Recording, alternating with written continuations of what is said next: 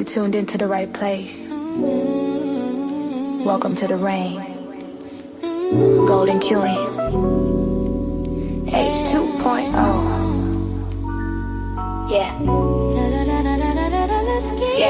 Yeah. You're looking for a diamond, found a treasure in the rough. Tired of all the noise, cause you finally had enough. I'm here to build a movement on a mission for the nation. Dropping gems of knowledge, killing all the hesitation. We fighting for the truth, yeah, we fighting for what's right. Building unity and shining up a brand new light. It's a variety channel, but the vision's crystal clear. Pushing us all forward, conquering the doubt and fear. Welcome to the Queendom, H2.0 on your screen, where the content's real and smart and funny in between. This is more than just a stream, it's a platform for the change. Time to elevate the game and rearrange. If you're ready for a vibe that you can feel and trust, joining in the movement is a definite must. This ain't just another channel talking smack behind the screen. It's a spotlight for the creators, building up a better scene. Spreading radical love, that's the message in the code. Helping everybody carry up a heavy load. From social justice issues to the laughter that we need. Planting seeds of progress, watch them grow from just a seed. This is authentic, this is raw, this is everything you saw. Welcome to the battle that is truly being fought. Ooh, so come with your respect and see the real effect. Cause I protect my own right here on the throne. Don't make me envy. Unleash the dragon.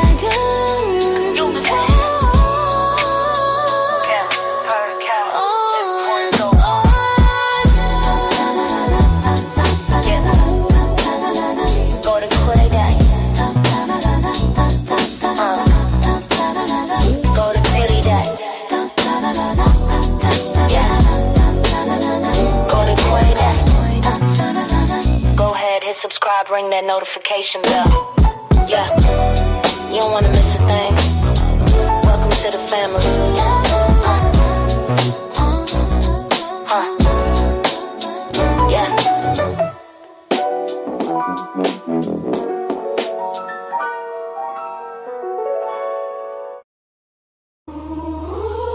Yeah. They call it news. I call it proof. Every headline got a heartbeat. Listen close. Yeah. I've seen idols cross lines for applause on the stage. Culture wars turn queens in the palms of the age.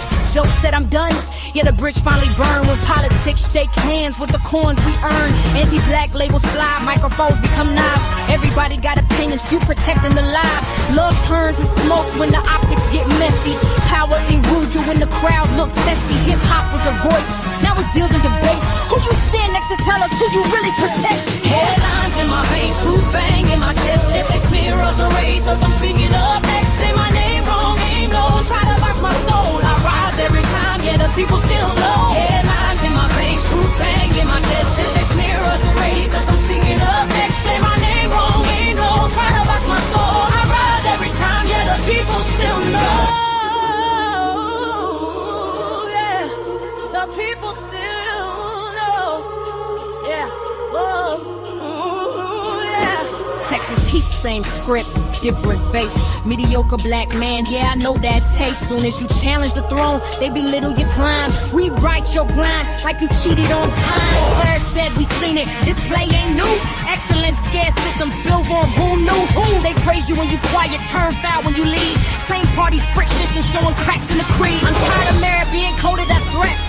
We don't need permission to earn our respect. That's right. Headlines in my veins, truth bang in my chest. If they smear us or race us, I'm speaking up next. Say my name wrong, aim low, try to box my soul. I rise every time, yeah, the people still know. Headlines in my veins, truth bang in my chest. If they smear us or race us, I'm speaking up next. Say my name wrong, aim low, try to box my soul. I rise every time, yeah, the people still know.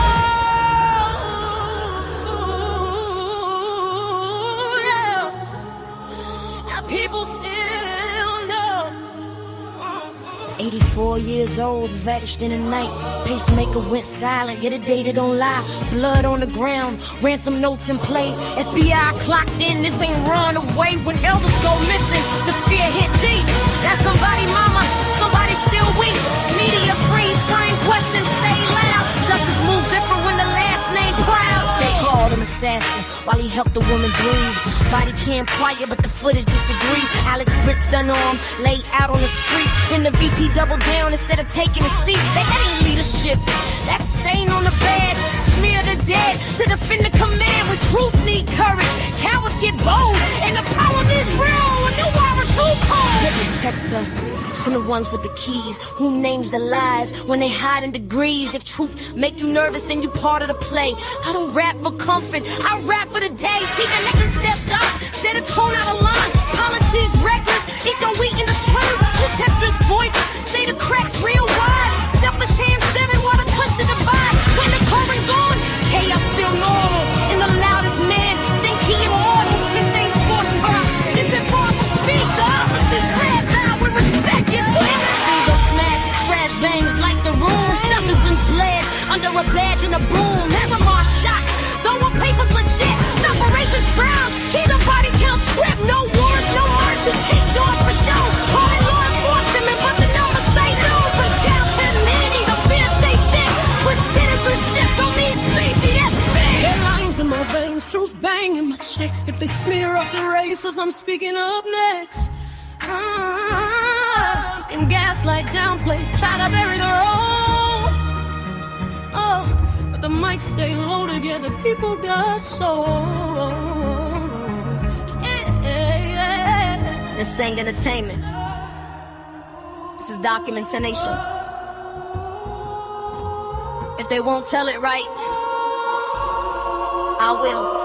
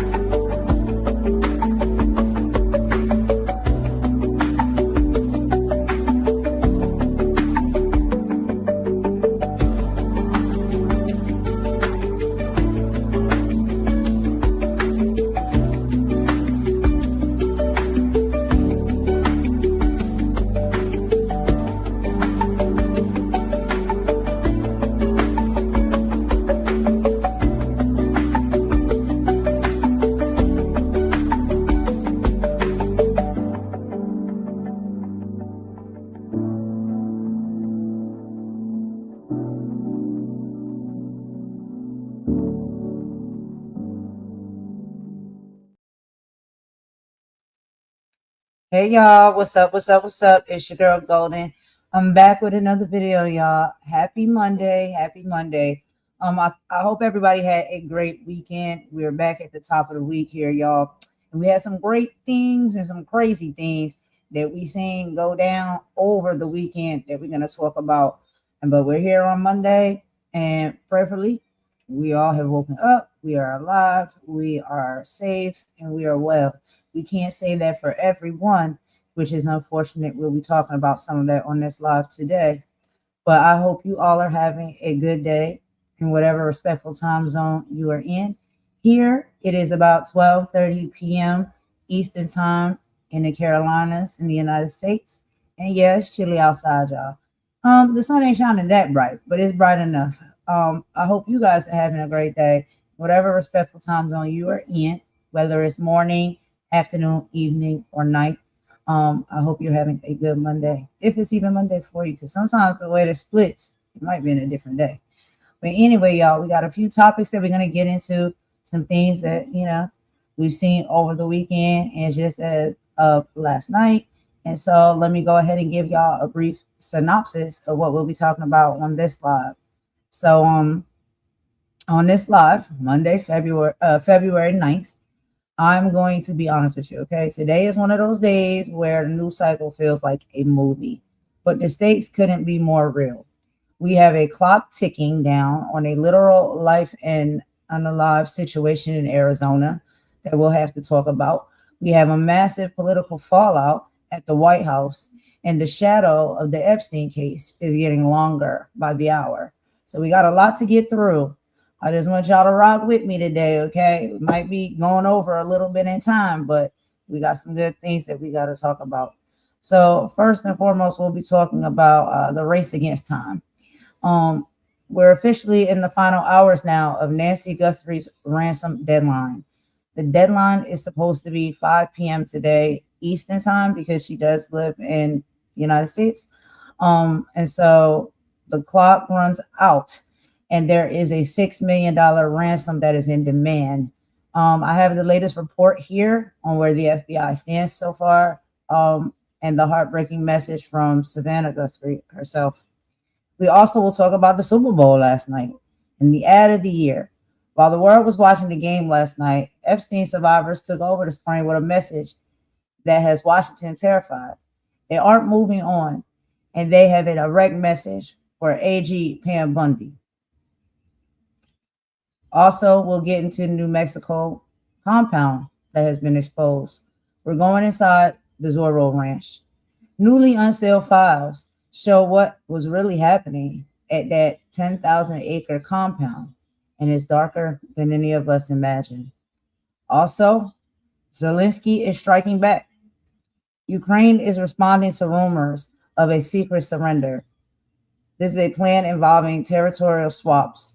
Zelensky's words were sharp, and the tension between Kyiv and the White House is at a boiling point. We'll be also talking about the White House's double standards. Joe Scarborough is calling out the unbelievable hypocrisy of the administration criticizing our Olympians for their political beliefs.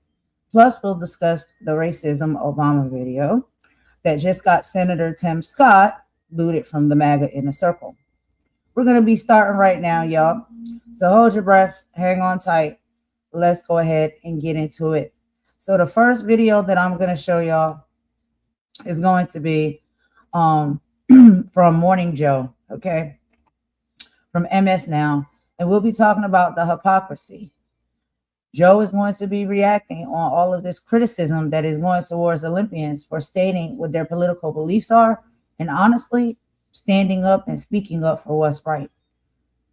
Let's go ahead and get into this video, y'all, and per usual, I will meet y'all in the chat.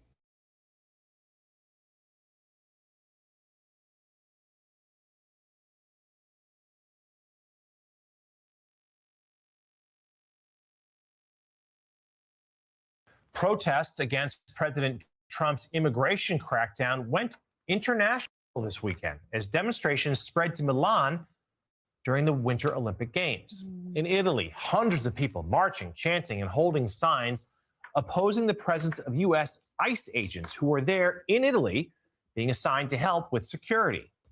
Political controversy is also catching up to Team USA, with some athletes facing backlash for their comments at the Games. That backlash includes some harsh words from President Trump. MS Now reporter Nick McCool brings us more. This morning, the political firestorm igniting under the Olympic flame. I think it brings up mixed emotions to represent the U.S. right now, I think.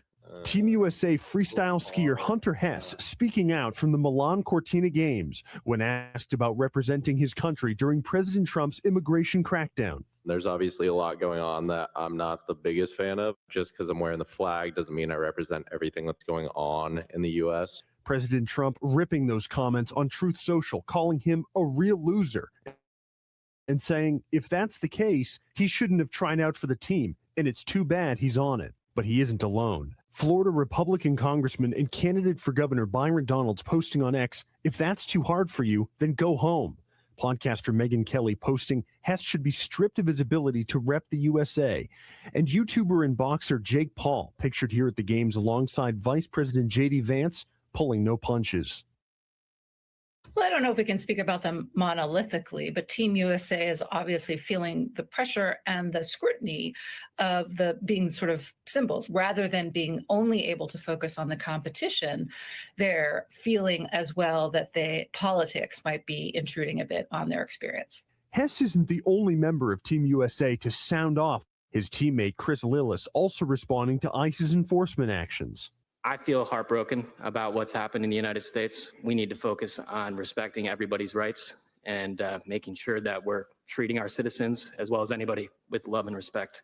And U.S. figure skater Amber Glenn, who identifies as bisexual and pansexual, describing the Trump administration's approach to the LGBTQ community. It isn't the first time that we've had to come together as a community and try and fight for our human rights. Of course, there are things that I disagree with, but as a community, we are strong and we support each other, and brighter days are ahead of us. This isn't the first time American athletes have decided to make a statement at the Games. In 1968, this iconic Black Power salute from the podium in Mexico City by sprinters Tommy Smith and John Carlos, the International Olympic Committee ordered the U.S. Olympic Committee to suspend them. And in 2021, some members of the women's soccer team faced criticism after taking a knee in Tokyo to call out racism. I think one of the myths about the Olympics that's promoted by the International Olympic Committee is that it is a politics neutral zone, but of course it never can be. They're human beings who are competing, not robots, and so they bring with them their politics. Amber Glenn says she's received threats for her comments and calls the backlash against her outlandish. The U.S. Olympic and Paralympic Committee tells the AP it's aware of a growing number of abusive messages to its athletes. It says it's working to remove content and report credible threats to authorities. Back to you. That was Nick McCool with that report. And Joe, President Trump, very critical. He singled out Hunter Hess, the skier, saying he was a, quote, real loser. And it's, quote, very hard to root for someone like this. Well, you don't have to if you don't want to. We're Americans. Yep.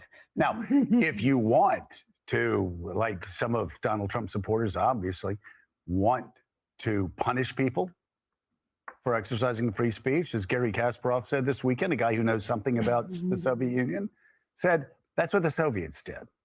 That's what communist China does. That's what North Korea does. That's not what Americans do. So these people that are saying, oh, how dare these athletes go over there and say, well, and it's not even straight. Well, there's some things I disagree. Well, if you want to talk about where most Americans are, Pablo, whether they're with these people who are saying, oh, bring them home, strip them of their ability to compete.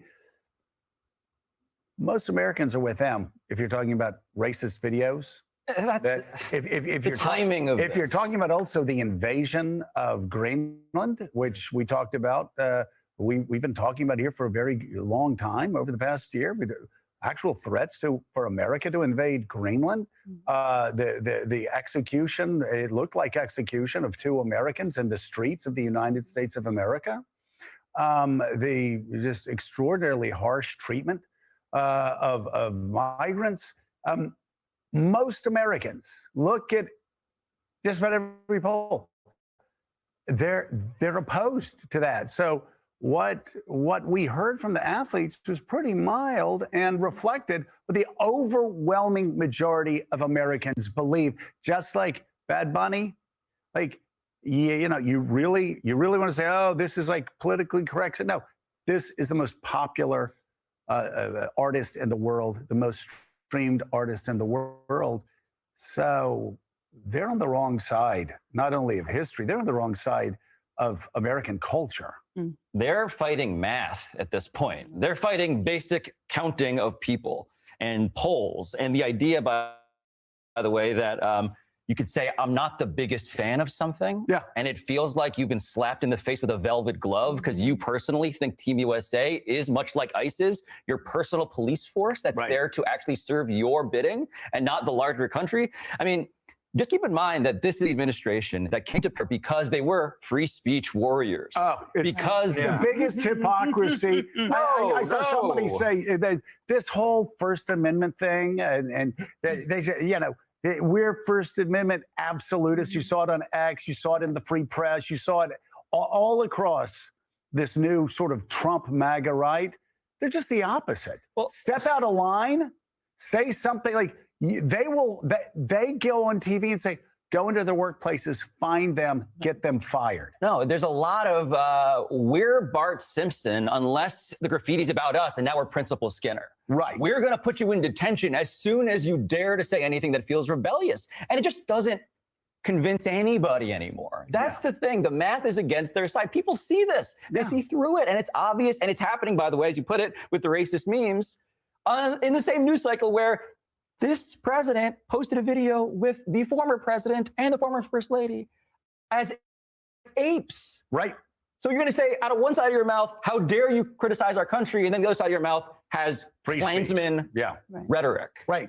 Right. And again, the hypocrisy has just been unbelievable. You know, suddenly these people who are First Amendment absolutists are the very ones saying, let's punish people when they speak their mind and even say something tepid like, well, you know, dude, I don't agree with everything that's going on in America. You know, what happened to the Second Amendment absolutists? You actually have Donald Trump, the FBI director, the Treasury Secretary, saying basically over and over again, you can't take legally, you can't have legal possession of a firearm at a rally.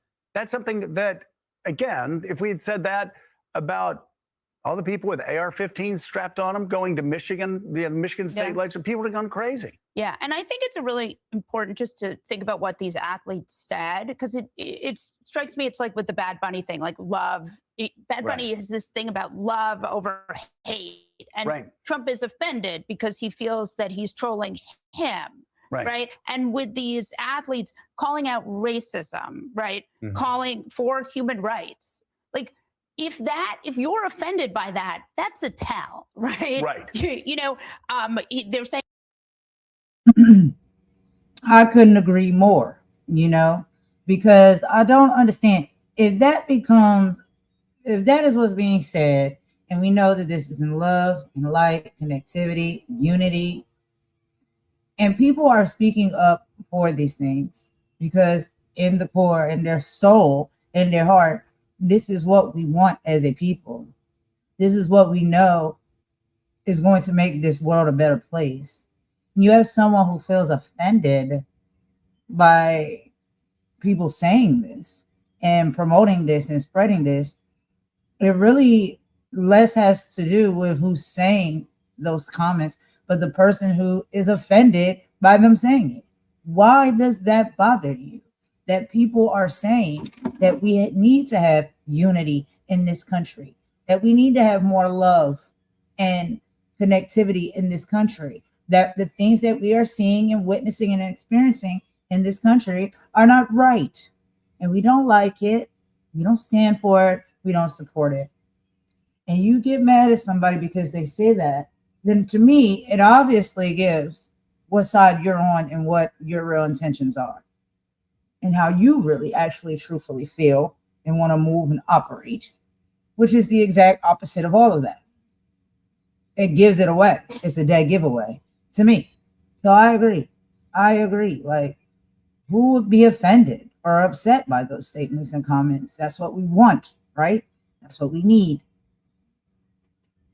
It's dark times because of these masked ICE agents. Also, sending ICE agents to Italy, also a choice, right? I mean, it's just a deliberate provocation. Right, exactly. And so I do think when you think about MAGA, this group has worked so hard to try to get in the culture because they know this Breitbart truism that politics is downstream of culture. But what has happened in the past year, and there was a New Republic article I actually wanted to get the author on and talk about today because it's so telling.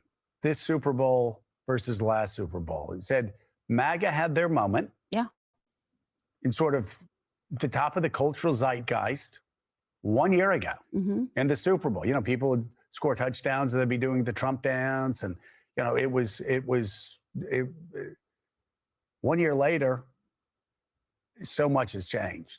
Yeah. And, you know, they had another Super Bowl show. They had a Turning Point USA show, which was watched by millions and millions of fewer watchers. Well, from 133 million for Bad Bunny to I don't know how many for the lip syncing. It was lip synced. It was poorly cut together. It was Kid Rock performing two songs, one in jorts, the other one acoustic.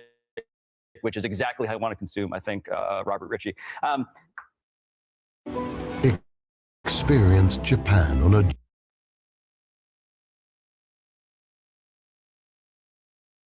If the left, broadly speaking, got football in the national divorce, which is what we're seeing, what an incredible turn of events. That they're seeding, that the well has been so poisoned by the internet brain of this administration that they can't even enjoy, claim, have football anymore. Well, I mean, it's just like we talked about evangelicals. What used to apply pre-Trump doesn't apply anymore. The Book of Virtues, when character was king, please, he can do whatever he wants to do. Boy, he's getting even. As Pete Weiner said, you know, do all the things that Jesus told you not to do. As long as he's doing it for our side, that's great. I mean, it's, you know, it's and same with the NFL. I've said it time and time again. They tried to take on the NFL in 22. Mm-hmm. They used it. Trans athletes, NFL.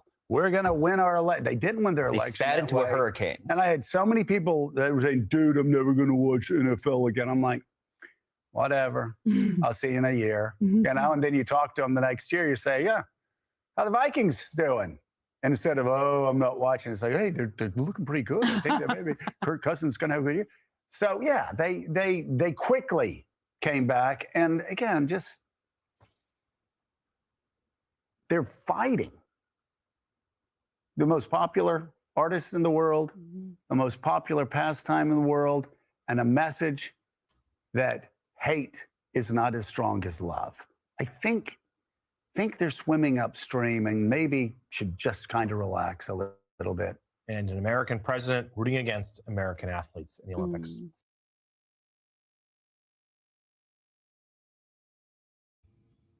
All right, y'all. So that was the first video of the live. And as you can see, like basically Morning Joe and the panel child, they have had it. And honestly, I agree 100% with them because I did watch some of the Olympics last night and everybody did a great job. All of the Olympians from all the countries that participated did excellent. And one of my favorites, honestly, is figure skating, ice figure skating. I've always watched that even since a little girl. And so I was watching it last night. I was just having a time of my life. But everyone did excellent. And the pride that I seen in the Olympians when they were interviewed and they did their conferences afterwards, they spoke out on the truth, things that have to be said. And as uncomfortable as that is for the individuals that are causing the uncomfort, unfortunate for you. So bad, so sad, we don't care. But yes, imagine how much of a pressure that is for Olympians that have worked probably their entire lives to get to that level, to be able to participate in the Olympics and be so good at these sports and skills that they have. And because they are from this country or whatever, you know, represent this country and have to show up at the Olympics in this moment where all of these things are happening. This can't be easy for them. And so they spoke up despite the fact of the difficulties about what was right and about what they feel. And I think that shows nothing but courage and strength and power. And I thought it was the most amazing thing to see. Outside of them performing all of, you know, their great skills and talents when it comes to all of these different sports and things that they participate in, the activism of it, for them to sit up there and have the courage to say, you know, no, we do not side. We do not agree. And we do not support what we see it happening in our country right now, what this administration is doing, how they are treating people. And, you know, a lot of times when you speak out that way, sometimes it can come at a cost. But people are just like tired by this time. It is what it is. Whatever you're going to do to me, you're going to do to me. Whatever you're going to take from me, you'll take from me. But what is right, and what is wrong, is wrong. And it showed the ultimate level of courage coming from, and these are young people that were performing in the Olympics, like in their 20s and stuff like that. And so I was just so proud for them, not just for, you know, their performances within the Olympic games, but also their activism and the courage to use their voices and set platform and microphones to speak up for what is right and how they truly feel at the core. And so I just thought it was excellent. But anyway, y'all, we're going to move on, okay, to our next topic. And we're going to be getting into the Super Bowl Epstein bombshell. Okay. So Epstein survivors dropped a Super Bowl bombshell. We won't move on. While the world was watching the Seahawks take on the Patriots, and I did watch the game as well, a powerful ad changed the entire mood. Survivors of Jeffrey Epstein used the Super Bowl spotlight to demand the release of 3 million censored files. They're calling out Attorney General Pam Bondi, and we have the updates right here. Did y'all see the ad during the game? Did y'all watch the game? It was chilling. 8 survivors stood together, holding photos of themselves as children, demanding the truth. Even though the Epstein Files Transparency Act was signed, they claim 3 million files are still being hidden or redacted. This comes right as President Trump told reporters it's time to move on. The survivors say, no, not until every page becomes public. And so I have that video here as well on those reportings. We're going to get into that one next. I'm loving the strength of the people. I'm loving that we are standing up and speaking up for what is right and fighting back. So anyway, y'all, let's get into this report. We're going to hear a little bit from Brian Tyler Cohen.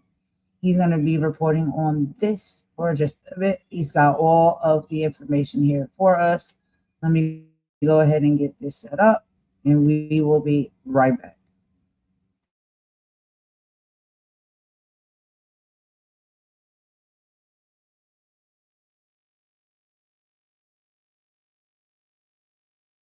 As the Trump administration continues to run cover for the pedophiles and the Epstein files, the survivors have come together and released an ad this Super Bowl Sunday that sends a clear message to the White House.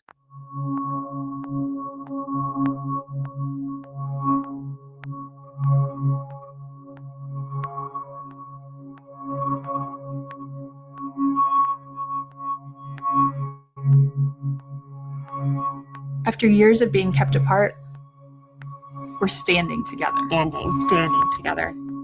Because this girl deserves the truth. Because she deserves the truth. Because we all deserve the truth.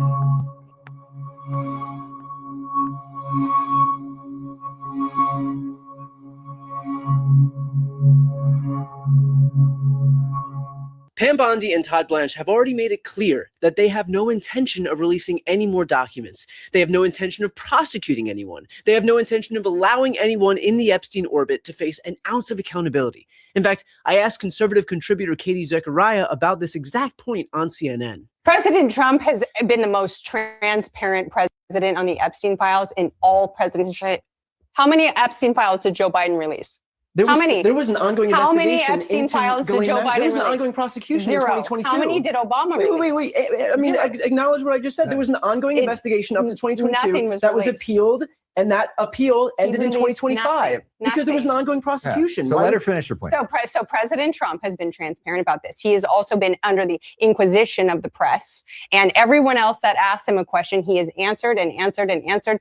Oval Office, press room, Air Force One, you name it, he's answering questions. How many times has Bill Clinton been asked by the conservative press or even the liberal media hard questions about the Epstein files? 0. You say that he's been the most transparent president in history. You've heard his answers. He's come out and said, are you still talking about the Epstein files? When a reporter on Air Force One asked him about the Epstein files, he called her piggy. When Caitlin Collins just a few days ago tried to ask him about the Epstein files, he attacked her and said that she should smile more. This is the transparency that you expect from the president? The files released are the transparency. We have 6 million files and 3 million are released. What about the other 3 million? Are you okay with that? Are you okay with 3 million files not being released? Let's let the process tease out. We've already learned from Todd Blanche that the process won't be teased out. And when I said on air that Todd Blanche already announced that he wouldn't be teasing it out anymore, that's not me saying it. It's Todd Blanche.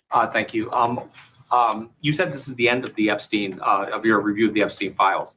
So just to clarify, Is the public going to learn the identities of the men who abused the girls with the information that you're releasing? And if not, why not? And then I have a quick follow-up. I mean, you just baked in an assumption into your question that I have never said, and I don't know to be true. Is the public going to learn about men that abuse these girls? Like, what does that mean? I mean, I don't understand what that means. Well, I mean, they're the men who abused the young women through Epstein's. Look, we said in July, and it remains as true today as it was in July. If we had information, we meaning the Department of Justice, about men who abused women, we would prosecute them, right? We talked about the work that we're doing. That's why I said that. I said this earlier. There's this built-in assumption that somehow there's this hidden tranche of information of men that we know about that we're covering up or that we're choosing not to prosecute. That is not the case. I don't know whether there are men out there that abuse these women. And why is that? Well, it's obvious. They are protecting the people in Epstein's orbit, many of whom work in that very White House. We know now that Commerce Secretary Howard Lutnick was an Epstein associate. Trump's pick for the Fed chair, Kevin Warsh, is named in the files. Elon is in there planning visits to Epstein's island. And Donald Trump is listed, I shit you not, 38,000 times. According to the New York Times, using a proprietary search tool, the New York Times identified more than 5,300 files containing more than 38,000 references to Mr. Trump, his wife, his Mar-a-Lago club in Florida, and other related words and phrases in the latest batch of emails, government files, videos, and other records released by the Department of Justice. Previous installments of the Epstein files, which the department released late last year, included another 130 files with Trump-related references. So are we really surprised that this guy's DOJ won't release any more files? Luckily, Ro Khanna and Thomas Massie, the authors of the Epstein Files Transparency Act, don't seem to be content to take the stonewalling lying down. Here's Massie taking aim at Howard Lutnick today. Trump's Commerce Secretary Howard Lutnick said that he and his wife decided around 2005 to cut ties with Jeffrey Epstein. But the latest release shows that there was some correspondence after that, even after Epstein pleaded guilty to sex crimes in 2008. What questions do you have about Lutnick's ties to Epstein, and should he come before Congress and testify? No, he should just resign. I mean, there are 3 people in Great Britain that have resigned in politics. The ambassador from Great Britain to the United States, the prince lost his title for less than what we've seen Howard Lutnick lie about. Look, Howard Lutnick clearly went to the island, if we believe what's in these files. He was in business with Jeffrey Epstein. And this was many years after Jeffrey Epstein was convicted, lightly sentenced, but was convicted for sexual crimes. So he's got a lot to answer for, but really he should make life easier on the president, frankly, and just resign. If this were Great Britain, he'd already be gone. And just for the record, the Commerce Department says that he had limited interactions with Mr. Epstein in the presence of his wife, has never been accused of wrongdoing. And in fact, that's tame compared to what Massie threatened if there's no movement on the files. I'm ready to do that if the victims want me to. They believe that the best way to get justice is to force the DOJ to release these names. I've already read one name in a committee with the FBI director there. That's Jess Staley. And again, he may or may not be guilty, but he's been accused by these victims, the lawyer tells me. And there are other names. I don't have them in my possession, but if the victims want to give them to me, I've expressed that I'm willing to do that. But again, the best way is to force the DOJ to release those names on those 302 forms. In other words, if the DOJ won't release the accomplices' names, then Thomas Massie will. Either way, it looks like the Department of Justice isn't going to have the glide path they were hoping for in terms of suppressing all of the information contained within those files. So while I'm glad that the survivors are speaking out, it is absolutely shameful that they have to. Remember, this is an administration that took office on the pretense of releasing the files. We heard it from Kash Patel, Pam Bondi, Dan Bongino, J.D. Vance, Donald Trump. And now those very people who vowed transparency are the exact people standing in the way of it. And it's not going unnoticed either, even by some of Trump's own supporters and voters. They are legitimately, proactively protecting pedophiles. They are protecting pedophiles at this point. By redacting the abusers' names. The White House, listen up, everybody. The fucking White House is protecting pedophiles. You hear that? They're fucking protecting pedophiles. That's what the fuck they're doing. I think it will get worse. I don't know. That's not information I have on any good authority. I just believe things like this tend to get worse. And there's a reason that they didn't want these documents out. This is not, we're all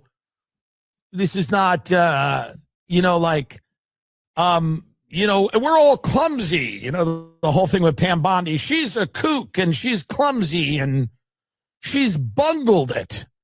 No, I think she was doing what she was supposed to do, which is,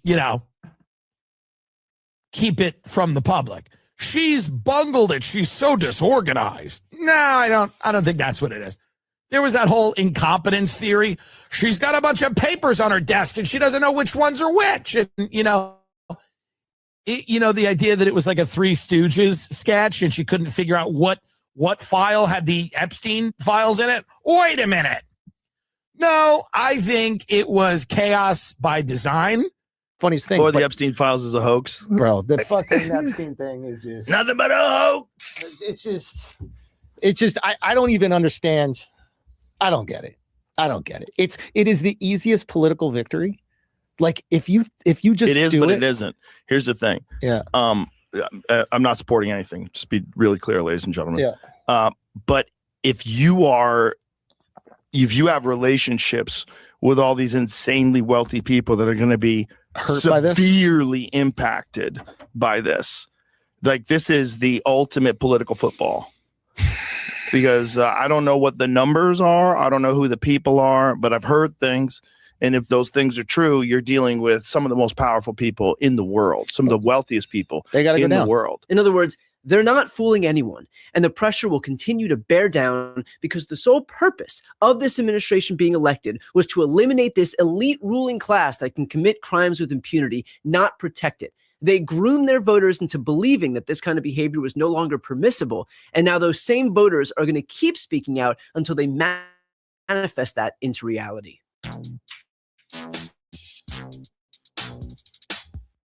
Before you go, if you enjoyed this content and you want to see more and support independent media, please.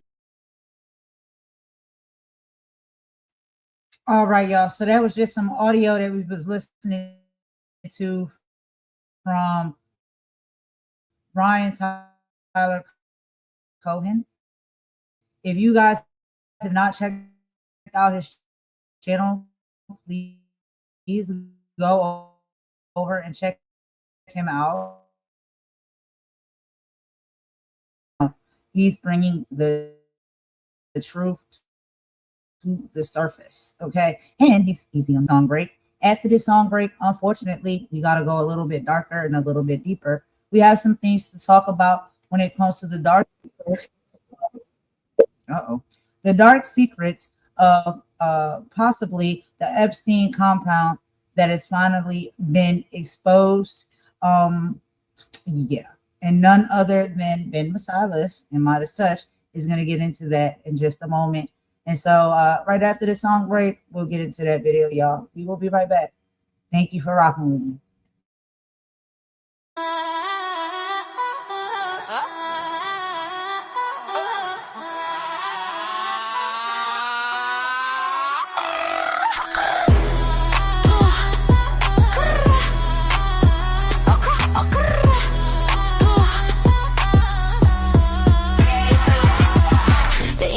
On the bill is looking faded and frayed. The fourth estate is corporate owned and heavily paid. They're trading in the facts for a narrative fabricated. If you leak the truth, you get deleted and degraded. Look, the teleprompter's glowing with the scripted out deception. A digital infection to manipulate perception. They steer the conversation in a singular direction while the First Amendment's dying with no hope of resurrection. It's a manufactured crisis, yeah, they're selling us the fear. Whispering the lies until it's all the people here. They call it fact checking just to keep the vision blurry while they bury every whistleblower in a frantic hurry. Silence in the streets, silence in the booth, a total moratorium on anyone with truth. They're tearing out the pages, yeah, they're burning down the fence. A war against the people and against our common sense. It's the sound of the silent, it's heavy and it's cold. It's the sound of the silent, it's heavy and it's cold. Yeah. Check the independent outlets, yeah, they're catching all the heat. The ones who skip the press release and actually hit the beat. But the algorithms weaponize, the reach is getting throttled. The spirit of the journalist is suffocated bottle. They shadow ban the brave and they platform the fake. It's a psychological game with the highest of stakes. If you don't toe the line, then they label you a threat. Putting filters on your mouth like a suffocating net. They claim they're stopping harm, but they're only stopping thought. Democracy is auctioned and the airwaves have been bought. The gatekeepers are frantic, they're losing their control. So they're trying to put a padlock on the collective soul. They're cutting the wires, they're pulling the plugs, treating the seekers of truth like the thugs. From the boardrooms to the courtrooms, the pressure is rising. The death of the discourse of what they're devising. The spark in the dark is a beautiful thing. Let the bells of the rebels and dissidents ring.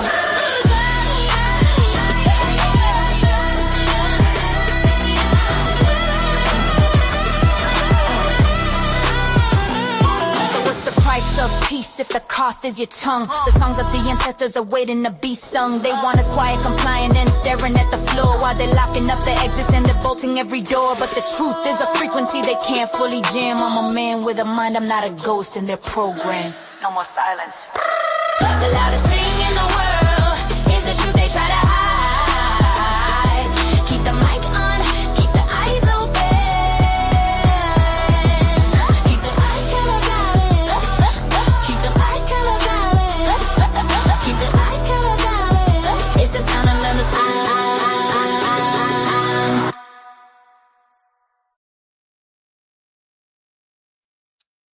All right, y'all. So we are back. Thank you for rocking with me with that song break right there. So now we're going to go ahead and get into the next video from none other than Ben Masadas from the Midas Touch Network. If y'all have not checked out Midas Touch Network either, please go over and check them out. Subscribe to the channel, join the membership, and watch all of the videos, because I'm telling you, he is another one, child. He is not playing no games. He's also a lawyer. And so he's breaking down a lot of this stuff that's going on politically and giving us a lawful, informative background of what is right and what is wrong when it comes to a lot of these reports. And so I love to get my information, from him. And he's also funny too. So let's go ahead and get into this video. This is not something to laugh about. This is dark secrets of Epstein's compound that have finally been exposed. And so, yeah, we're going to play a little bit of this video right here, y'all. And I will meet y'all in the chat per usual. What I'm about to share with you are the dark secrets of Jeffrey Epstein's ranch in Stanley, Santa Fe County, New Mexico. Some really dreadful things happen there. The cover-ups, the abuse. Why wasn't that address subject to any federal subpoenas? What went down there? We're going to cover it all on this episode right here. This is going to blow your mind. So Jeffrey Epstein had a ranch that occupied about 7,500 to 10,000 acres in a small city called Stanley, a county called Santa Fe, in New Mexico. Okay. And in 2019, when the local district attorney wanted to do an investigation into child sex trafficking and abuse of that ranch, they were specifically told by the feds, do not go into that ranch. We've got it. We will be handling the investigation. But the feds did nothing. We now have the emails of what was going on with the federal prosecutors in the Trump regime, and they said, we are not issuing subpoenas. We're staying away from that Santa Fe ranch. The ranch was called the Zorro Ranch. It was owned by a trust that Jeffrey Epstein owned called the Zorro Trust. Epstein acquired this ranch in 1993. Obviously, you now know that Epstein died in 2019. The ranch was eventually sold to some other entity in 2023. And in 2019, after Epstein was arrested for the second time by the feds, there was lots of questions about that ranch, because there was a lot more, if you could even wrap your head around this, sexual abuse, sexual torture, and other things going on in that ranch than even the island then even Palm Beach, then even his house in New York City. The ranch, especially based on its proximity to Mexico, because it was in New Mexico, its proximity to Mexico was a site of sex trafficking. We now know from hearing Jane Doe's stories, torture was taking place in there. So why the hell wasn't it subject to a subpoena? And if you go back to a July 2019 article by the New York Times, they also talk about how that's an area that Jeffrey Epstein was creating in order to procreate thousands of other Epsteins. He had his own kind of vision of basically getting all of these girls that he was sex trafficking pregnant and to procreate all these future Jeffrey Epsteins to inhabit the world. That was happening in Santa Fe, in New Mexico.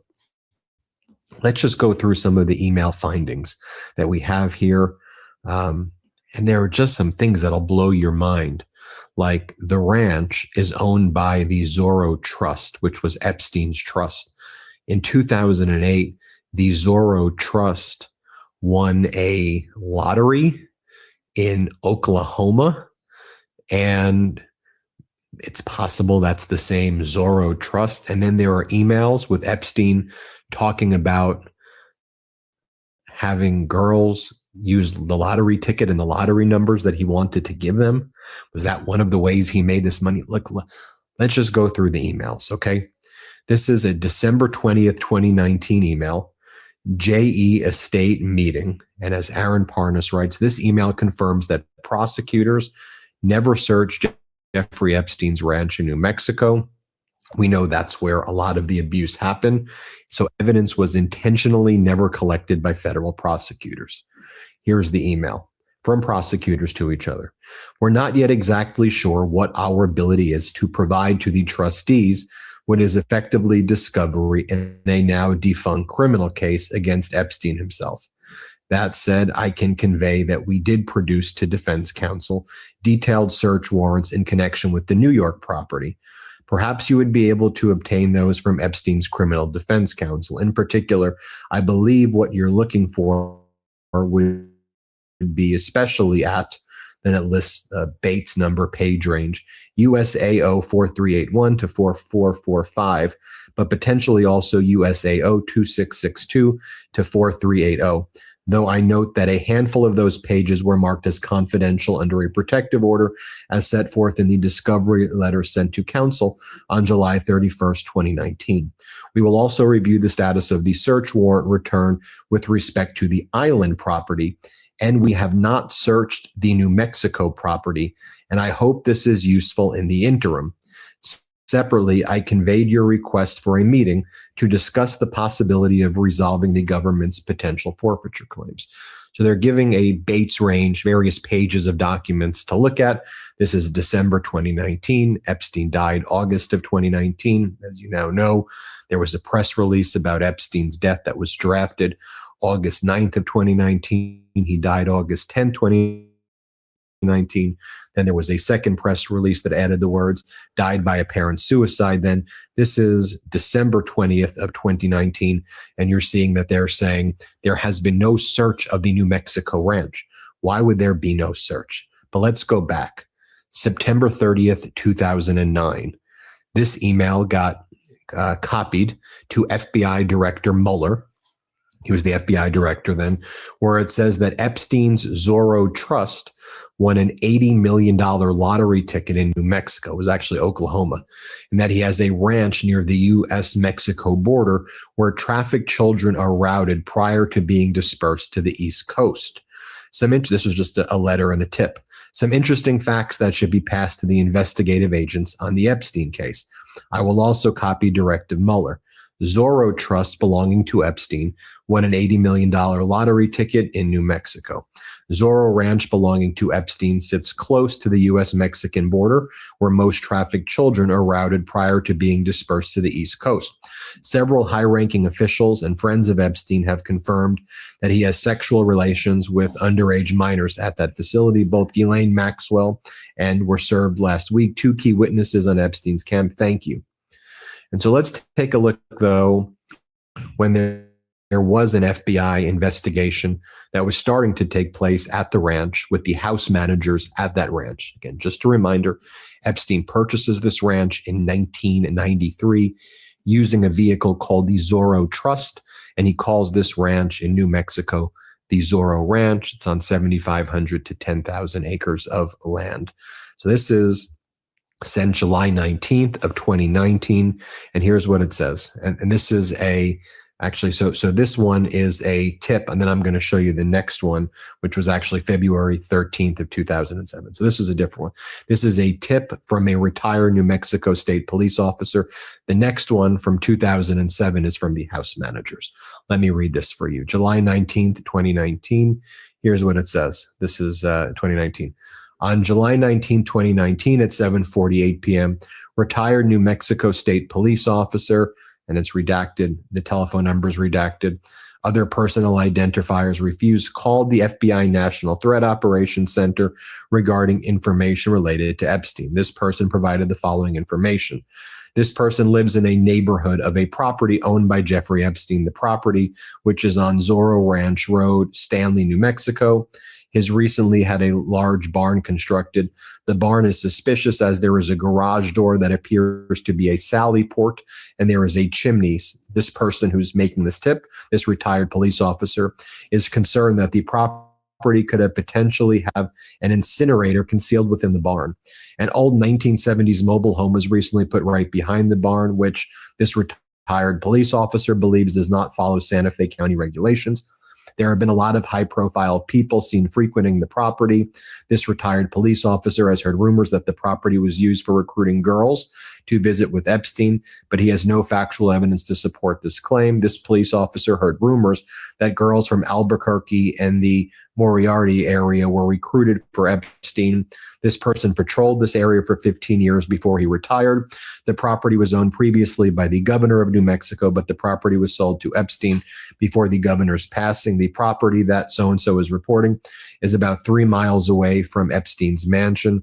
The retired cop explained that there was a lot of security for the properties, including cameras, sally ports, and other security measures. And this person explained that the barn was constructed, doesn't look like a barn you would use for ranching. This person wanted to report the information to the FBI because he's concerned that evidence could be destroyed here. Again, that's July 19th, 2019. That's before Epstein dies. This is the one I wanted to show you before then from the house managers. And you'll see these house managers were speaking with the FBI back on February 13th of 2017. Then they get a call from someone and then they shut down speaking with the FBI. But the FBI was suspicious that things were going down in this ranch, sex trafficking around this period of time, again, in New Mexico, in Santa Fe. So these house managers, it gives, their names are redacted, and it says the following. New Mexico was interviewed at the guest house of Zorro Ranch, Stanley, New Mexico. After being advised of the identity of the interviewing agents and the nature of the interview, so-and-so provided the following information. Person X and Person Y, his wife, have been managing the Zorro Ranch for Jeffrey Epstein for approximately 4 years. There are 5 to 6 full-time staff at the ranch, as well as some seasonal employees. Epstein spends approximately 50 days a year at the ranch during his downtime, mostly in the summer. In the summer, Epstein generally spends 2 to 3 weeks time at the ranch and is shuttled around by helicopter. The last time Epstein was at the ranch was Thanksgiving 2006. Epstein normally flies into either Albuquerque or Santa Fe and is driven to the ranch. Very little notice is given before Epstein flies to the ranch, usually 24 to 48 hours. Epstein usually brings his personal assistant, his bodyguard, friends, personal trainer, and sometimes his masseuse. The masseuse are not normally flown to the ranch, but are hired by, this is redacted, keeps financial records, and usually arranges the massages. The names of the masseuses are obtained from 10,000 Waves Day Spa or by referrals. This redacted name said that the masseuses are all checked out and they are professionals who are licensed massage therapists. There have been approximately 5 different therapists used in the past. These redacted names said that they could provide the names of therapists used and the amounts paid to them, but that we needed to go to the office to meet her. Upon arriving at the office and greeting so-and-so, they received a phone call from the main office that told him they were no longer allowed to speak with us. The interview immediately ended. Most of us are numb to it now, but wow, this has been a wild ride. AI is coming for jobs, tariffs, and tax.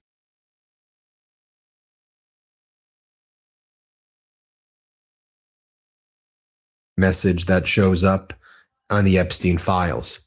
This is sensitive, so it will be the first and last email depending on your discretion. You can choose to take it or trash it, but this comes from a person who has been there and seen it all as a former staff at the Zorro Ranch. The material below is taken from Jeffrey Epstein's home as my insurance in case of future litigation against Epstein. Sorry, no questions. What is damaging about Jeffrey Epstein is yet to be written. Did you know that somewhere in the hills outside of Zorro, 2 foreign girls were buried on orders of Jeffrey and Madam G?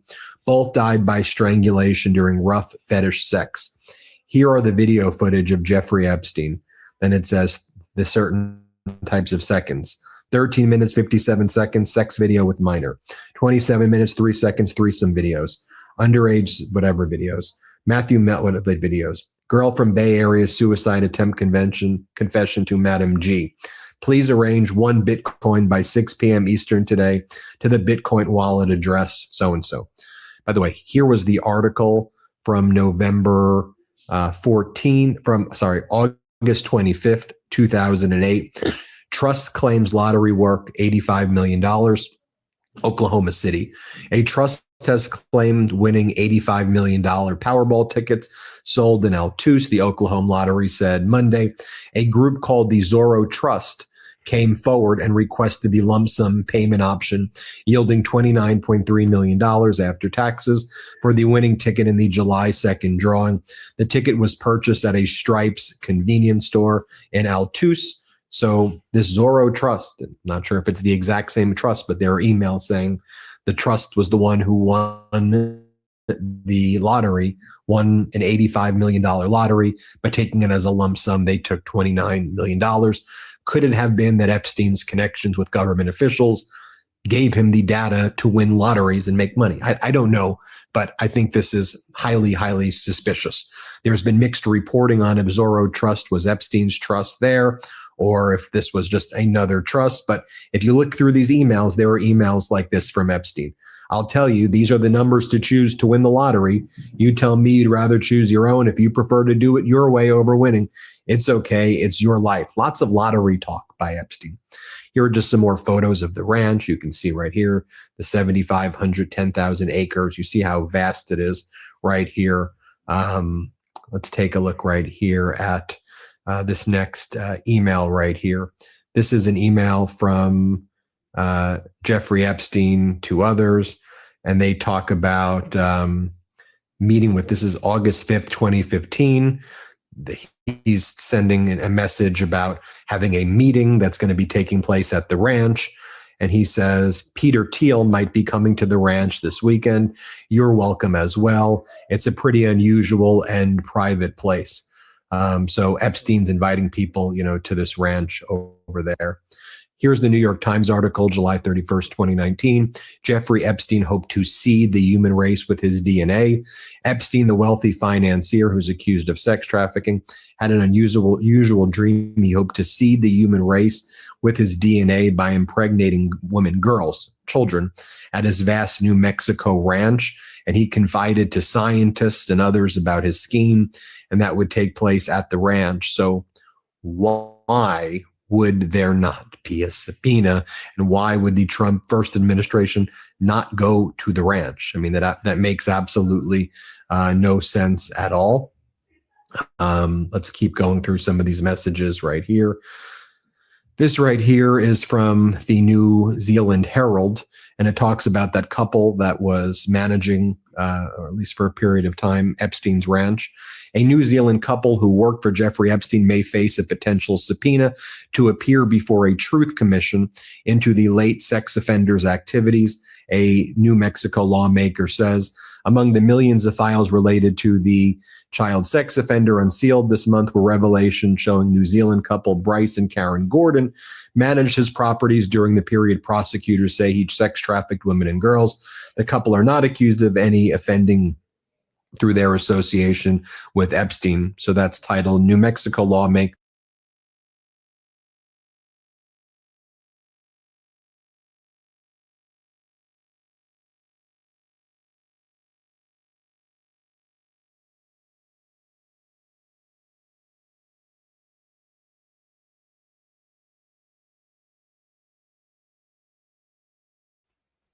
All right, y'all. So that is a pretty triggering video. There's a lot of information coming out there. I want y'all to go over and check out Midas Touch and Ben Masalis and watch the rest of his video and his coverage on this over there on his channel, okay? Because it is a bit triggering, and a lot of people have become triggered by this. And so we're gonna go ahead and move right along.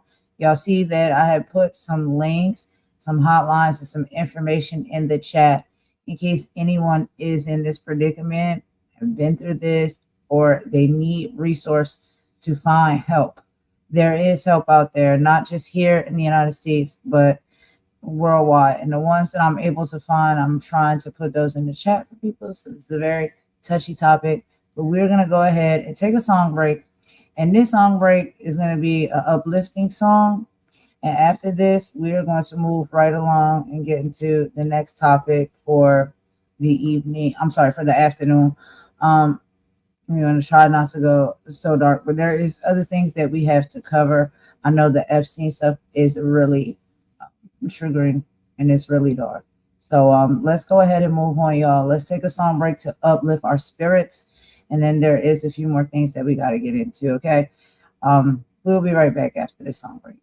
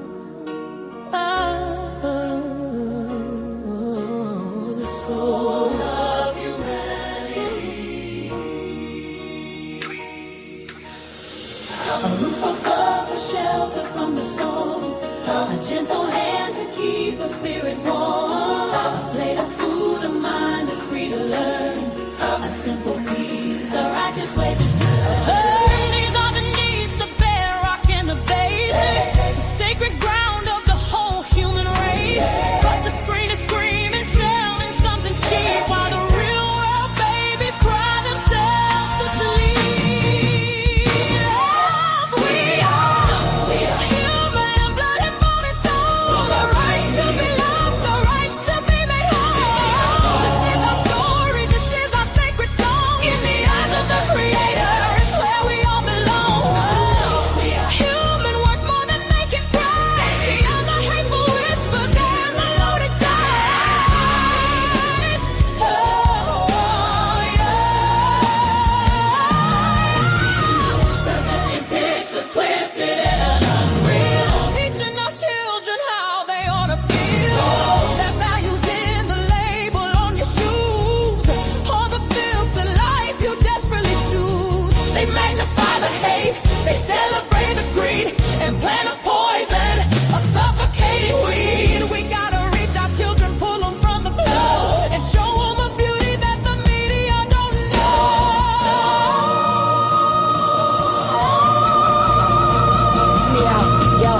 Check the vision, the mission of the television, spitting division, a mental prison, got the youth chasing likes, addicted to the feed, ignoring the hunger, the fundamental need. They building paper idols on a digital stage, putting our future daughters in a virtual cage. Now we gotta break the cycle, gotta cut the cord. The real word is powerful, mighty given the sword. So we teach them about their history, teach them about their grace, teach them about the power, every single face. We are human, blood and bone and soul, with the right to be made, the right to be whole. This is our story, this is our sacred song. In the eyes of the Creator is where we all belong. We're human, worth more than they can price. Beyond the hateful whispers and the loaded ties.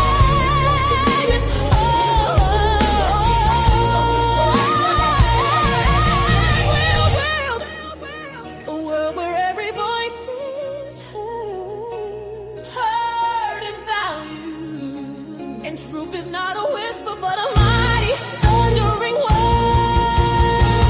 A word of justice, a word of peace, a promise that the fight will never cease. This ain't just a track, it's a call to action. For every mother, father, every single fraction of the community holding it down on the ground. Time to get loud, make a revolutionary sound. Look your child in the eye, tell them that they matter. Tell them their spirit's something to know like a shadow. Tell them knowledge is the weapon, love is the shield, and the truth is the harvest. We're gonna grow in this field. Yeah. Oh, yes we are.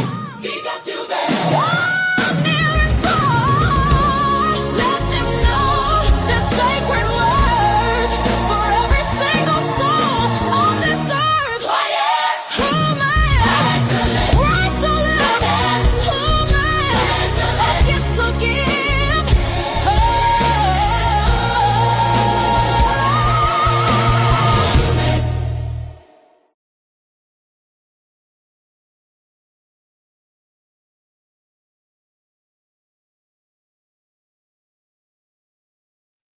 All right, y'all. So we just needed to just take that sound break right there, and that song break. I'm sorry, not sound break, song break. Right there, because you know, with this Epstein stuff is really dark. It's really dark, and it's very triggering, and it's not even easy for me to even, you know, sometimes do this content. And I don't want to trigger anybody too far, but you know, there is, if you want to, you have the time to look into it, you know, all the way and see it to the end. Again, like I said, Ben and Midas Touch platform, he's really putting out all of the stuff. I mean, like all of the raw evidence and truth and facts of the Epstein files and everything that's been found as of now and being exposed. He's doing an excellent job at, you know, putting that out. I wanted to share a little bit of that with y'all today, but it is a bit triggering. It's a bit dark, and it can be too much. And so I wanted to stop it right there because I don't want anybody to become severely triggered. But let's go ahead and move right along with the live. So now we're going to get into some Trump stuff, y'all. Y'all know every time we talk about the Trump stuff, sometimes that can even be comical at some points. But it's a shame. It's really shameful that this is our president. But so Trump now is terrified as foreign countries launch investigations into his participation and his positions within the Epstein files. And so we're going to go ahead and get into a video talking about that. And this is from the I've Had It podcast. So I love listening to these girls. You know, I love them. I love them so much because I vicariously live through them. They just say it the way it needs to be said. I swear that they do. And so we're going to listen. We're going to listen to them, y'all. I'm going to go ahead and put that audio on for us in just a bit. But yeah, they have some reports over here with Trump. Yeah, you know, he's upset per usual, but hey, you did it. You was there. You participate. What it is, you know what I mean? So are we to feel bad for you? No, you did what you did and you were where you were. Anyway, let's go. Allegedly. The files will speak for themselves. I ain't saying that I know nothing. I just read the files and look at the files and the proof like everybody else. But allegedly. So anyway, y'all, let's go ahead and get into this audio. I will meet y'all over in the chat. Let's listen to what's going on here because Trump is getting a bit nervous. All right. I'll see y'all in the chat. continue to be a source of complete and utter disaster for Donald Trump because he, his kids, and all his cabinet and acolytes and sycophants, they're all in it ass deep. And so the Epstein death situation is not going away. As we talked about in an earlier episode, Epstein's brother is going to release this month a new autopsy report that he says will prove that Jeffrey Epstein was murdered. And then this from CBS News. CBS News reports who entered Epstein's jail tier the night of his death. Newly released videos appear to contradict official accounts. And just a reminder, Bill Barr was the head of the DOJ during the time that Epstein died, and Donald Trump was president. The video, the botched video Pam Bondi released, there is growing speculation, and I think it's going to be proven true. Epstein did not kill himself. Well, you know, I've watched true crime for many decades and What consider might call you an myself expert? I consider myself an armchair pathologist. And in my own research of this, there's no question that he did not commit suicide. Now, I'm not qualified to make such a statement, but I think it's that obvious. And I know that we're in an area where we are not listening to experts. So I hope that Mark Epstein is his name, right, Pumps? Yes. Mark. I hope that he releases this because I remember at the time thinking, what? He's dead? Like, and I remember seeing the bed and the ceiling height and just kind of, you know, like I said, kind of calculating it from all of my history of watching Dateline in 2020, that this was impossible to do. And then when you know all of this stuff that's come out in these files, and I just want to point out, a lot of people point this out online, and we need to point it out on here. There's not a drag queen in the Epstein files. Right. There is not a trans person. And the two immigrants that I see in the Epstein files are Elon Musk and Peter Thiel. They seem to be the criminal rapist apologists that Trump talked about when he descended that escalator, when he talked about criminal immigrants in this country that were taking jobs, they're bringing crime, they're bringing rapists. The evidence from the Epstein files shows me that the two criminal immigrants that have done this are Peter Thiel and Elon Musk, both of which are so unlikable and so weird. They have decided that they want to dismantle our country, Pumps, but they want to cheat to do it. They want to donate a bunch of money and rig it with a blackmailer pedophile like Jeffrey Epstein to get compromising information on people to do it, because they could never put their name on a ballot, immigrant to immigrant, and run against somebody like Zoran Mamdani or Robert Garcia. They would win.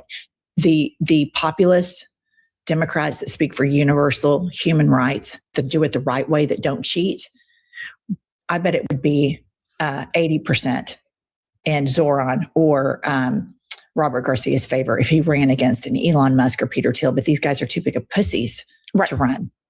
Well, they're too big of a pussy to do anything. They don't want to be challenged ever.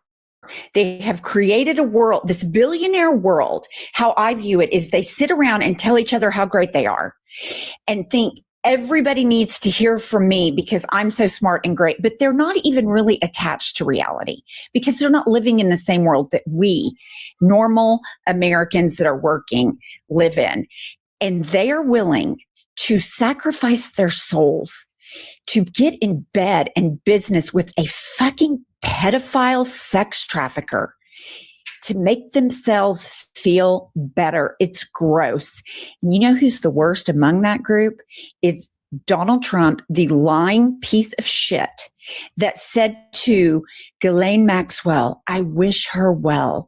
And we're like, an IQ of 85 to 150.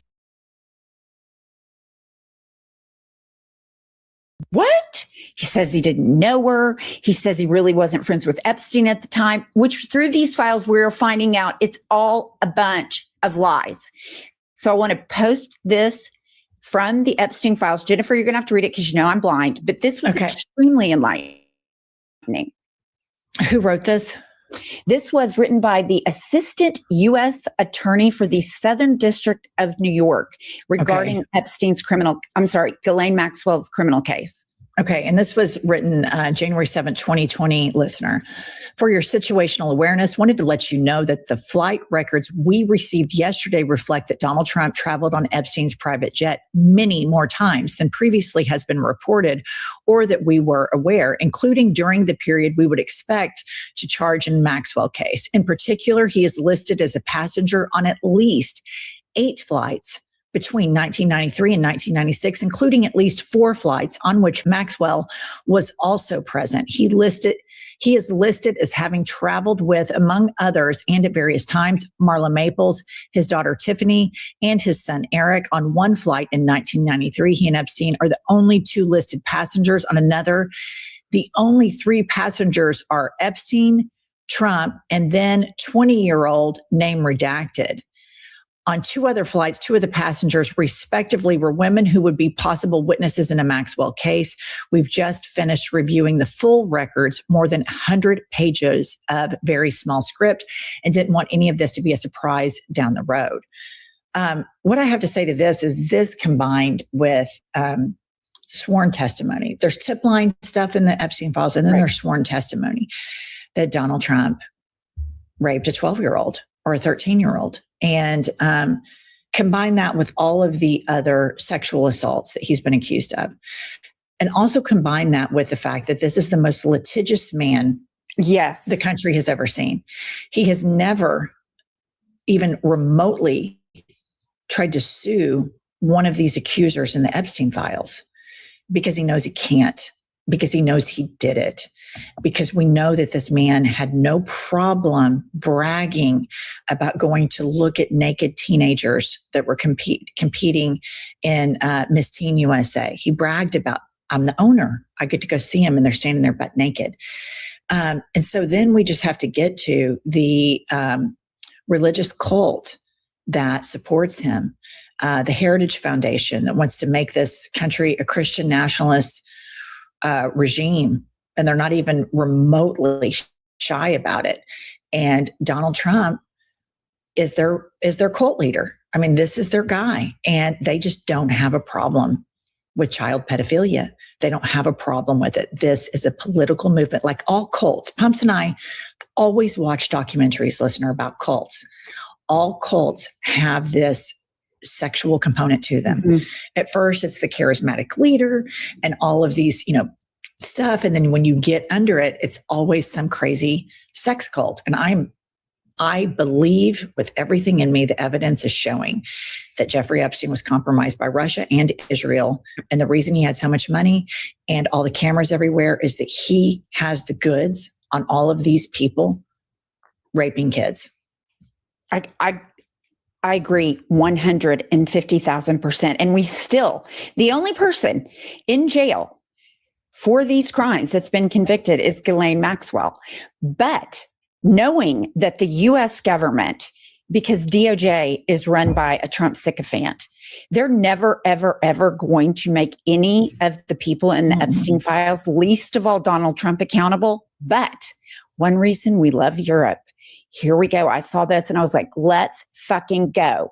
Breaking reports indicate growing concern among wealthy and powerful individuals worldwide following the launch of the extensive investigations into Jeffrey Epstein's network by authorities in France, Poland, and the United Kingdom and Lithuania.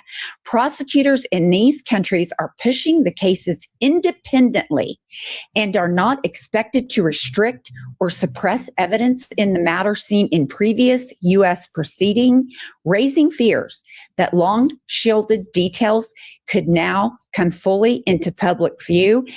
And again, my response to this is let's fucking go. You cannot depend on the U.S. government, but I will absolutely fall in line to support the independent investigations of other governments. Yes. And I don't know if it's called President or Prime Minister of Poland. To any of our Polish listeners, I apologize for my ignorance on that. But let me just say the leader of Poland. In an interview, and I watched it translated into English, he said, it is very obvious that Epstein was, used a honeypot operation to get compromising information in conjunction with Vladimir Putin. So they immediately just drew the lines. And this takes me to the Democratic DOJs. All right, y'all. So that was just a quick little portion of that video that I just wanted y'all to listen to and hear about those reports. And these girls, I'm telling you, they be going in. They give me life. So I love listening to them because they just keep it all the way 100. But that's not the whole video. There's another half of it. So I would recommend that you guys, if you really like what you heard there, please go over to their platform and show them some love and support. Subscribe to the channel, become a member there. Find these videos, which I'll put the links in my description box, and listen to it from beginning to end at your own leisure time. A lot of the stuff around Epstein, it does get a little bit dark and triggering. So I don't want to play too much to trigger people or upset people too much, but these are things that we can't let this stuff go under the rug, y'all. We can't be distracted. We can't allow them to tell us to look left while all of these things are still happening and being, covered up over there on the right. We can't do that. This is too serious, and there's too many survivors that need the proper justice and have been speaking out and reaching out to get it. And so I'm glad that people are on top of it and staying on top of it. But we're going to go ahead and move right forward with the live, y'all. We got another video I'm going to show y'all. Let me go ahead and get this in preparation. So we're going to be listening to and hearing some information here about, racism, bigotedness.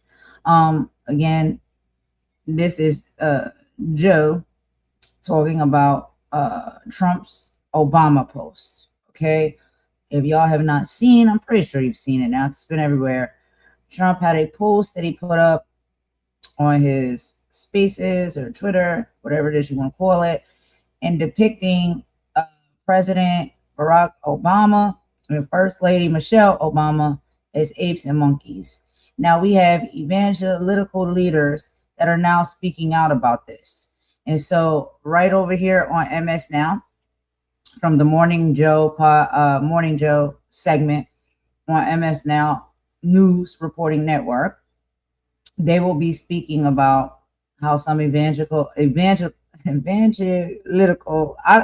don't think I'm saying it right. But basically, spiritual leaders are now speaking out about this. Okay. So let's go ahead and get into this video next, y'all. I apologize for mispronunciations. Let's go ahead and get into this. I'm going to get this pulled up right here.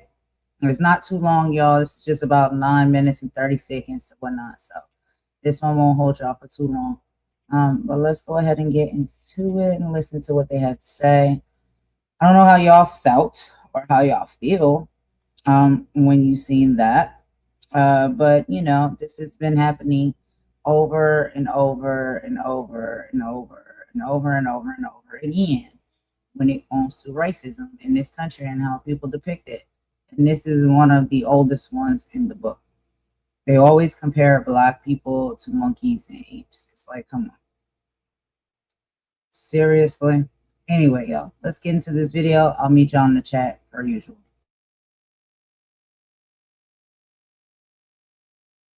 Turning now to some other stories this morning. The White House is responding to rare bipartisan blowback after a video that included a racist clip of the Obamas depicted as monkeys. That video posted on President Trump's social media account on Friday.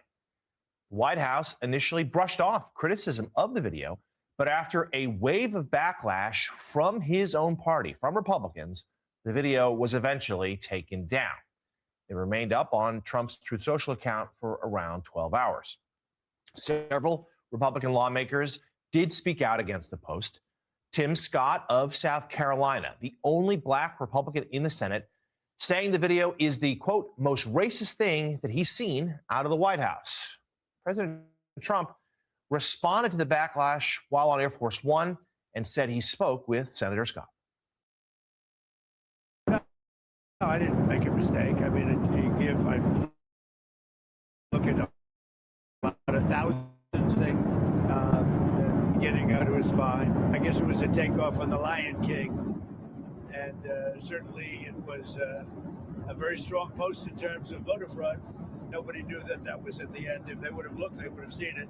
And probably they would have had the sense to take it down. But that was a takeoff on The Lion King. And a lot of people were covered on in different positions. So, but I spoke to Tim Scott. He was great. Tim is a great guy. He understood that 100%. What about the message to the many Americans who were offended by the video? What do you want to tell them? Well, I have no message. I didn't know about it, so I mean, it went up. I really have no message. Somebody slipped and missed a very small part. Now, by the way, again, the takeoff on, I guess, I didn't do it, by the way. This was done by somebody else. This was a retruth. That was not done by us. So despite some Republicans taking a stand, there were others who attempted to shield the president from criticism. Senator Bill Cassidy, who is facing a tough This was so re-election battle pathetic. Do we have to read it? after President Trump endorsed his opponent, actually thanked Trump for removing the video. Now, Well, he thanked Trump for removing the video, and then Donald Trump said, "I did nothing wrong." yeah, no, refusing to admit a mistake. Refusing to admit, "I did nothing wrong." You know, it was a takeoff on the Lion King. I've heard that. I did nothing wrong. And it was very strong on voter security. Yeah. The White House first tried defending the post, which was mostly about inaccurate claims abroad. A lie, all a lie. Definitely a lie. Press Secretary Carolyn Leavitt dismissed the backlash as fake outrage. Yeah, bigotry on this level, not fake outrage. Try again. And it was shifting explanations. Carolyn Leavitt first dismissed it that it was, as we noted, fake outrage. Then the White House said it was a staffer accidentally put up the clip, although it's well known that only about 3 people in the White House, the president included, have access to his Truth Social account, and one of them is away on his honeymoon. And then President Trump himself owned it later and said, yeah, I did it. I perhaps didn't look at the whole thing, Rev. But let's just be clear what this is. I mean, they're trying to muddy the water here. This was an extraordinarily racist image, and it was posted by the President of the United States, and he's not going to think he did anything wrong. And he's not going to apologize. You're dealing with a president that has trafficked, has given real potency to this kind of attitude about race in this country, and he will not back up. Many of us that have challenged him down through the years from his hometown are not surprised. But you would think that at the level he's reached, he would be a little bigger than doing something like this. I mean, this is almost childish if it wasn't so insulting. And to make up that somebody did it and some low staffer could get in there and do it and no one caught it is as ridiculous as one can see. If you say something and do something that's off color, you apologize. Joe and I have talked a lot about how Mrs. King told me, be careful of your language. You shouldn't have said that years ago. You correct it and you grow. We've all said stupid things. We've all apologized. Absolutely. This is not a little stupid thing. This is to intentionally depict the former president of the United States and the former first lady who reached the ultimate in terms of American politics. But what is that? By the way, what does it say also? That Barack Obama now has not been in office for almost a decade. Absolutely. And he doesn't live rent-free in Donald Trump's head. He's got the whole presidential suite up there. That's exactly He's still obsessed and doing the most horrific things. I got to say also, this broke through. I mean, this finally broke through to some evangelical leaders, to some evangelical Republicans who have turned a blind eye to everything he's done. I won't say the church, but there's an evangelical church that Donald Trump has attended, that Donald Trump's been support. Beginning of the church. The leader, the founder, the preacher all stood up and said, what happened yesterday was not right. What happened yesterday was un-American. What happened yesterday goes against everything we teach here. It was so racist, it was so bigoted that it even forced or shocked, I don't know which word should be used, evangelical leaders to step up and speak out against it. It did force them or shock them, and I think it shocked Americans. So you have Black History Month. He's going to do this to the ultimate black couple in terms of American politics. Right. You're going to divide the country because you don't like the Puerto Rican ancestry of the person that's going to sing or perform at Americans, the Super Bowl. by the way. Americans. American. Born American. More American than quite a few people I could name right now. Been in America longer than quite a few people. I mean, so it's the presidency. We're all equally Americans, which of course they don't understand. But Bad Bunny has been an American much longer by birth. By birth, but it becomes a presidency of divisiveness, and I think people are getting tired of it. Yeah. You use birtherism to come in to politics. People are saying, "Wait a minute, you're dividing everybody. We're racially profiling people on deportations." But enough is enough, and I think he crystallized it with this video demeaning the Obamas for no reason. Listen, the numbers have just collapsed in a historic manner. That were gained, the working Americans that were gained, the younger voters that were gained, even some male black voters. They have more vote from men. That's all gone. Right. Not only is it gone, it's just absolutely cratered. And stuff like this is, again, this is not, you just got to explain this again. All right, y'all. So I have to go ahead and take a quick song break to break this up, y'all, in the way the time goes. Once we come back, we're going to finish hearing from Joe. We got Al Sharpton up here as well. And two other gentlemen that have a really great conversation to bring to us. We're going to finish that in just a moment. Let me just take this quick song break and I'll be right back, y'all, okay? Thanks for rocking with me. We'll be right back.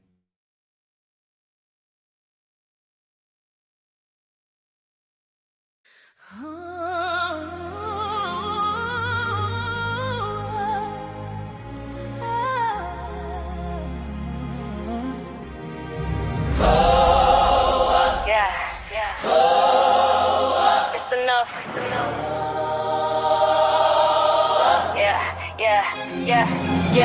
Check the pulse of the nation, feel a tremor in the ground. Another hollow promise, another hateful sound. The burner phones are buzzing, the leaked DMs exposed. The country club whispers about the people in their robes. They smiling for the cameras, preaching unity and grace. We're drafting legislation to keep you in your place. The dog whistles the sirens, now the hoods are in the open. Igniting tiki torch shadows, leaving spirits broken. They want to turn the clock back to a time of gilded pain, where progress is a dirty word and fear is how they reign. But every soul they try to crush, just learn to stand up straighter. This ain't a game of politics, this is gladiator. Enough is enough. The whispers turn into you. I feel so getting shut up. Enough is enough. Where the people at the table filling up our cup. This ain't about a party. The lines are clearly drawn. It's the light against the darkness that's coming for the dawn. Holy versus evil is the truth against the lie. We ain't backing down. With a fire in the sky. They coming for the libraries, wanna burn away the facts. Erase the bloody chapters so you can't see the tracks. They gerrymandering the district, drawing every map. Your vote is just an echo caught inside the power trap. They purging names from voter rolls and calling it secure, while scream about election fraud to keep their motives pure. They wanna legislate the scars upon a woman's soul, and own the very choices that were never theirs. Control from the classroom to the courthouse, a calculated scheme to suffocate the promise of the American dream. But they forgot the dream was dreamed by rebels and by slaves, and their spirit is the very ground that trembles in their graves. Enough is enough.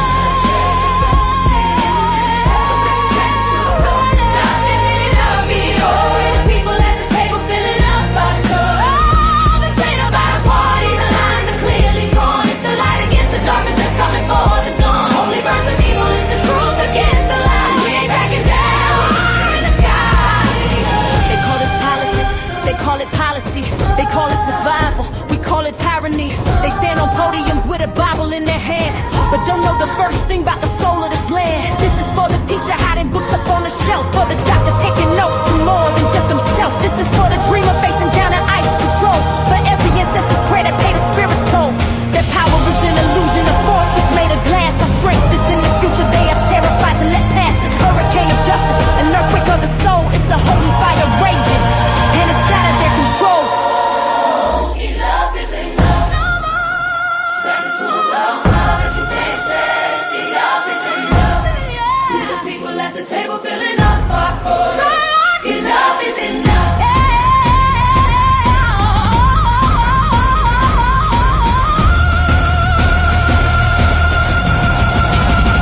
Enough is enough.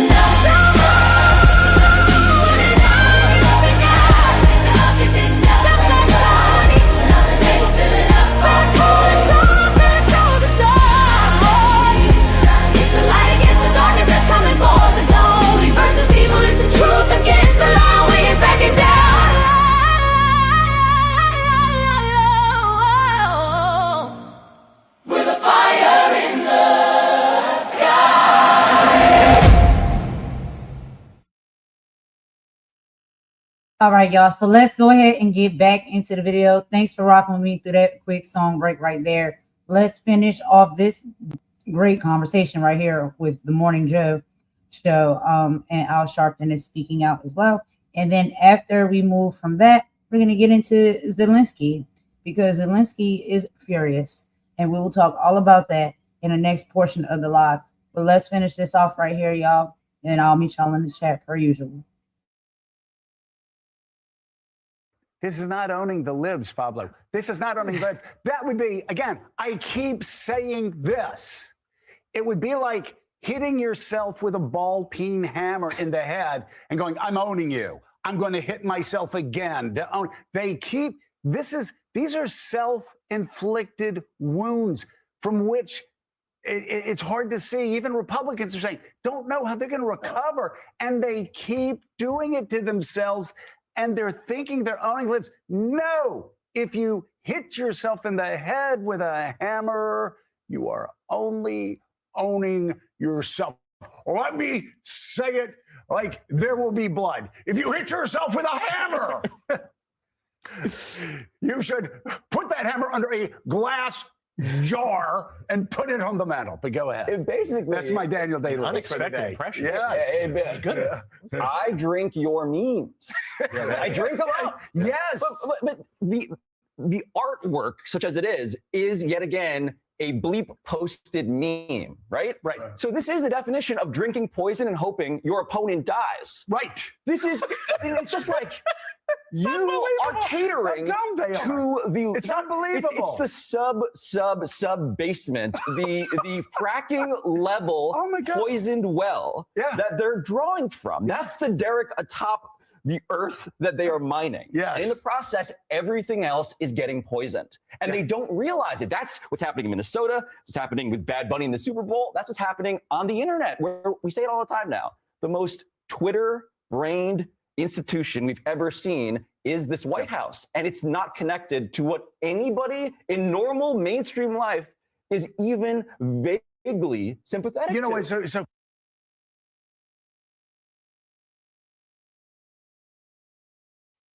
All right, y'all. So we're going to be moving right along. We're going to get into our next video for this live that we'll be talking about. So this topic right here that we'll be talking about is Zelensky. So Zelensky is furious, okay? And he is striking back at Trump's secret surrender because he had found out about it and he has some things to say about it. And y'all know, I don't know if you know, but you know, I've watched and I did cover a little bit of that on a video, whether it's on this channel or I think it's my previous channel, of the original sit down with Zelensky and Trump. And we talked about that. We talked about how, you know, it was just nasty work. The way Trump was talking down to Zelensky, trying to embarrass him, you know, then leaves from that conversation and goes to post things, nasty pieces of work and stuff about him on his socials. We did talk about all of that on one of my lives previously. But yeah, Zelensky has a lot to say about what's going on. And so let's go ahead. And of course, we're going to hear from one of my favorite people. And like I said, you guys, please, please, please go over and check him out. If you have not, please subscribe to the channel, become a member over there, and check into some of the content because he holds nothing back either. He be giving me life. These people I live vicariously through because they say all of the things that I want to say. But they can do it because they way up there, you know, so that's great. But they are fighting and speaking for what is right. And I love coming across platforms and people that do this. And like I said, we all are the human race. That's the only race that there really is. So when it comes to whether people are white, black, Spanish, Asian, it doesn't matter to me. As long as we all are understanding the severity and the importance of what is really happening, we seeing, witnessing before our eyes, and we're standing on the right side of history. That is what is important. And I love to, really listen to platforms that are fighting for that and have no fear, because we should never be fearful. But anyway, let's go ahead and get into this, y'all. So as far as this video, like I told y'all, Zelensky is furious and he is striking back at Trump's secret surrender. Let's get into it. I will meet y'all in the chat per usual. Ukrainian President Zelensky is absolutely furious right now. He has just smoked out and uncovered a secret deal that the United States is trying to cut with Russia over an absurd amount of money that's just belies any relationship with reality. The United States has been promised by Putin that if the United States forces Ukraine into a total surrender, Russia will enter into a $12 trillion trade deal with the United States. $12 trillion. And Donald Trump likes that number, 12 trillion. And Vladimir Putin knows that. So when there have been meetings that were held in the United Arab Emirates over the past few days, and you had Jared Kushner and Steve Witkoff showing up there, by the way, they were not wearing suits while the Ukrainians wore suits. Remember a big deal they made that Donald Trump was like, Zelensky needs to wear suits. Well, the Ukrainians were wearing suits, and Witkoff and Kushner were showing utter disrespect to Ukraine. They were doing it intentionally after telling the Ukrainians to wear suits. Well, there were the sideline secret meetings taking place between Witkoff and Kushner and Kirill Dmitriev, and Russia's calling it the Dmitriev package. $12 trillion Putin says he's going to give the United States. I mean, the interesting thing about that is that Russia's annual GDP is about $2 trillion, about half of the Canadian GDP and half of the GDP of California, if California were to be a country. But Putin sure knows how to play Donald Trump. And also, this is getting underreported as well. The United States is reporting that it has a critical shortage of PAC-3 interceptor missiles for the Patriot system that Ukraine has. And those are the actual missiles that go into the air defense system. And that's why the Trump regime is saying, we're not able to give you the missiles anymore to go into your air defense Patriot systems. So Ukraine has been left vulnerable last month and still significantly vulnerable this month because the U.S. is starving Ukraine out of air defense. And again, this is being underreported as well. Here's the report. Due to a critical shortage of PAC-3 interceptor missiles for Patriot systems, Ukrainian launchers remained empty last month, unable to repel ballistic strikes on energy facilities. And you know from our reporting that Russia was launching those Shahid drones, those ballistic missiles, those cruise missiles, and they've been ramping it up. And by the way, they were working with Donald Trump to lure the Ukrainians out, about, and into the streets. And that's when Russia striked as well. You remember when Donald Trump made this announcement that he spoke with Vladimir Putin, and Putin promised me strongly that he was going to stop firing on Ukraine during the very cold weather that exists in Ukraine. And Putin told me that he will be stopping so we can have these peace talks in the United Arab Emirates. Remember, Donald Trump said that. Then Zelensky posted a message saying, thank you. That's appreciated. It's been helpful to have a day or so with no ballistic missile strikes. So thanks for doing that, Donald.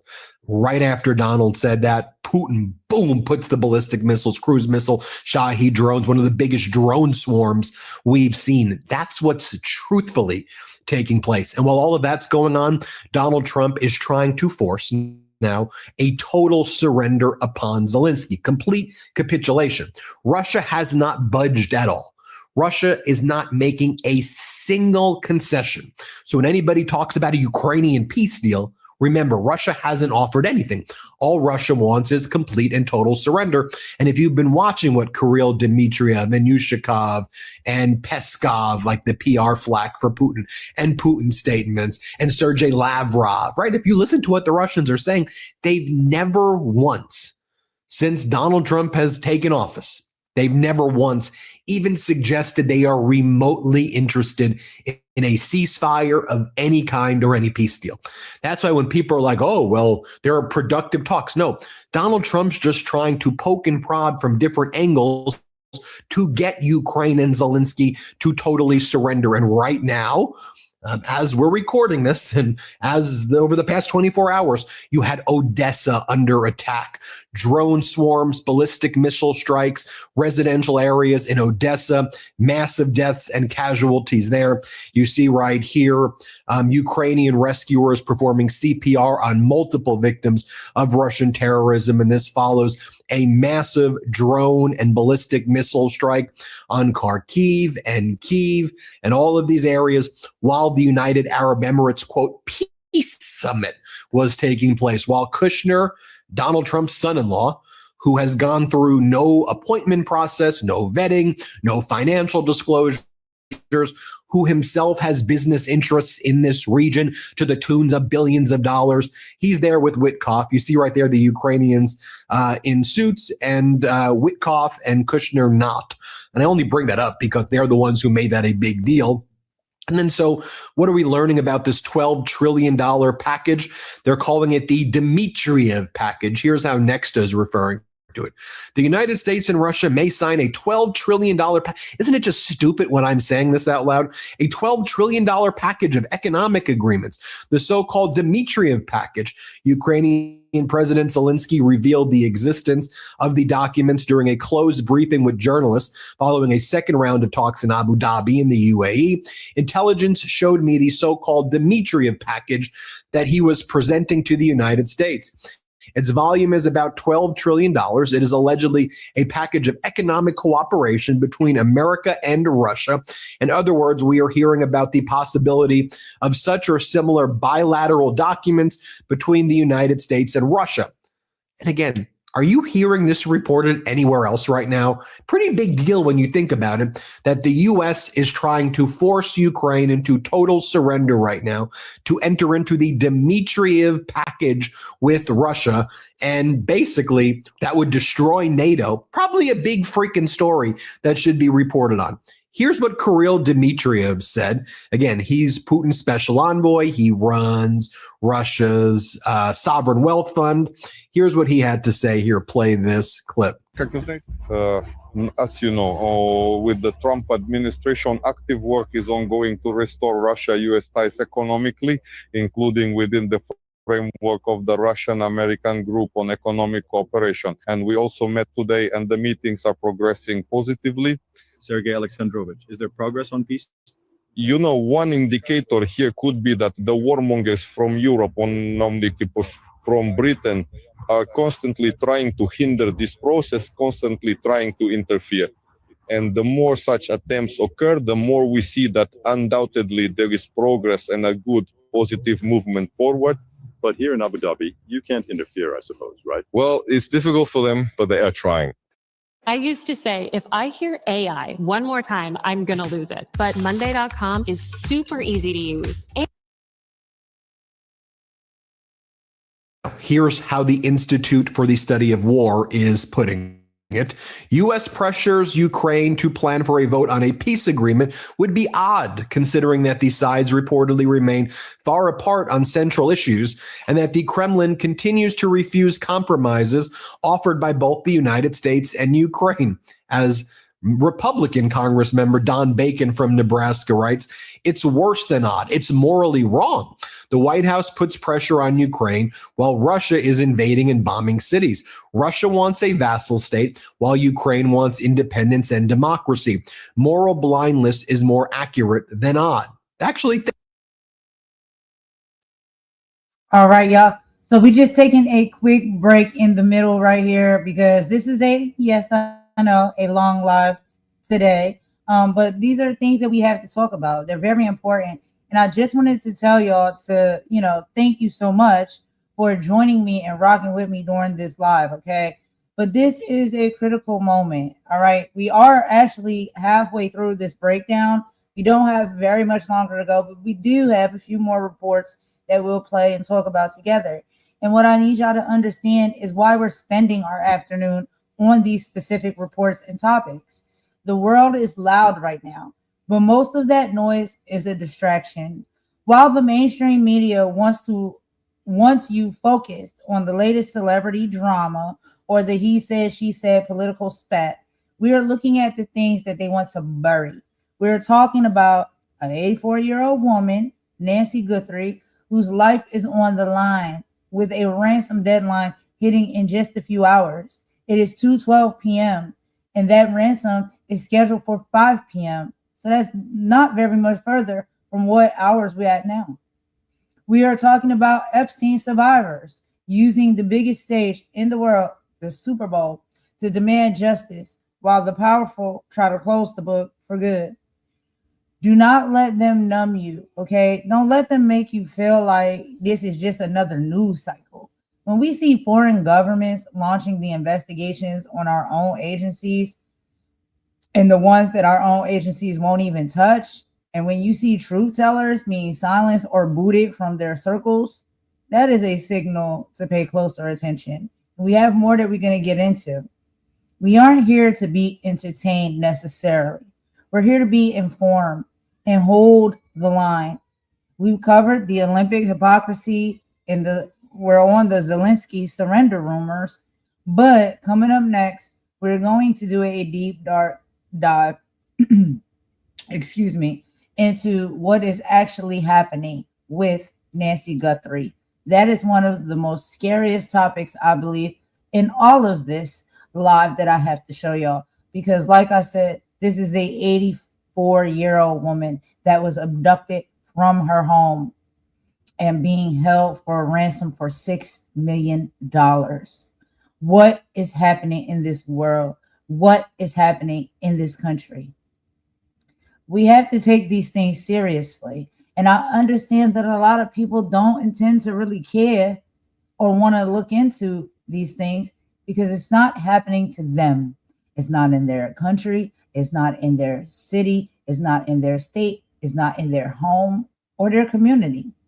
But these things are happening to people, human beings just like me and you. And it is not right. It is dangerous. It is scary. And we never know, right? Don't just sit there and be all comfortable because you never know when the shoe may be on the other foot.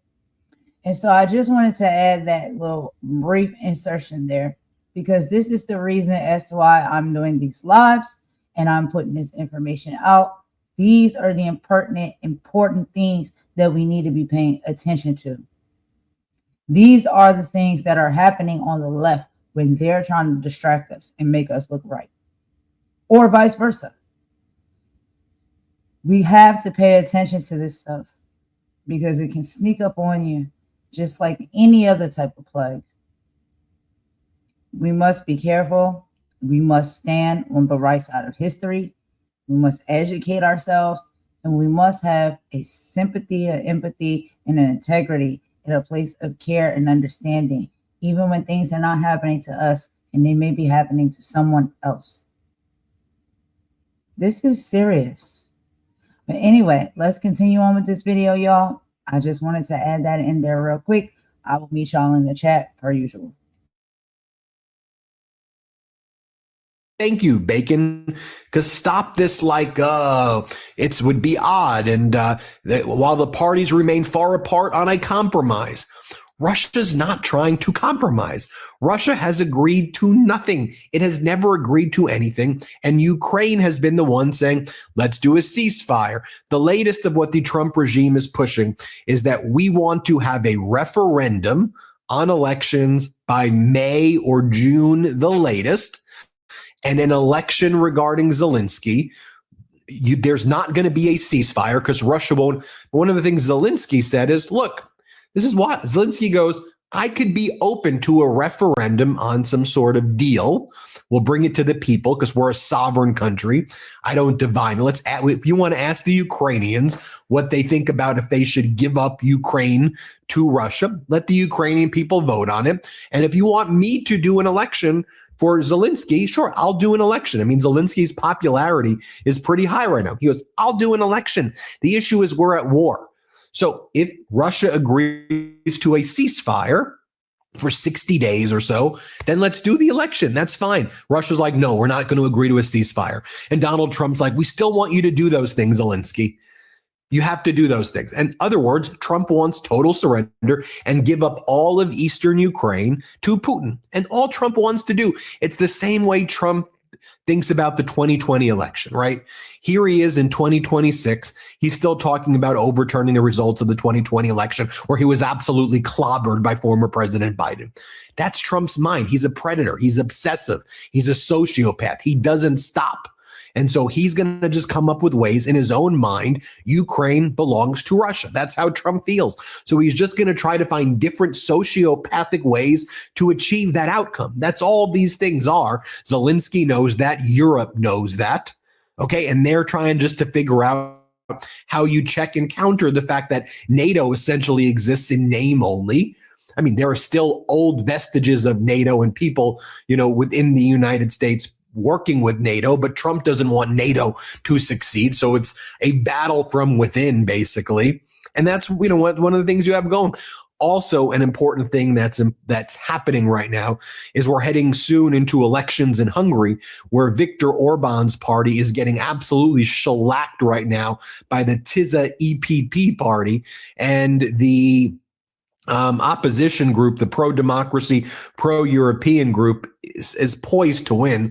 So Orban's going all in on Russia to try to steal the elections in Hungary. Orban declares Ukraine the enemy of Hungary. Hungarian Prime Minister Viktor Orban criticized Ukraine for calling on the EU halt imports of cheap Russian energy. Anyone who says this is an enemy of Hungary. Anyone who says this is an enemy of Hungary. So Ukraine is our enemy. Didn't Donald Trump, though, say that anybody who brings in Russian oil is an enemy, except if it's Viktor Orban and everybody else who brings in Russian oil? And then you have the Russians arriving in Hungary this week in order to try to rig the Hungarian elections. So you have all of the big Russian people, Russian influencers and Russian government officials are now in Hungary working with Orban to try to rig their midterms. Does that sound familiar to you?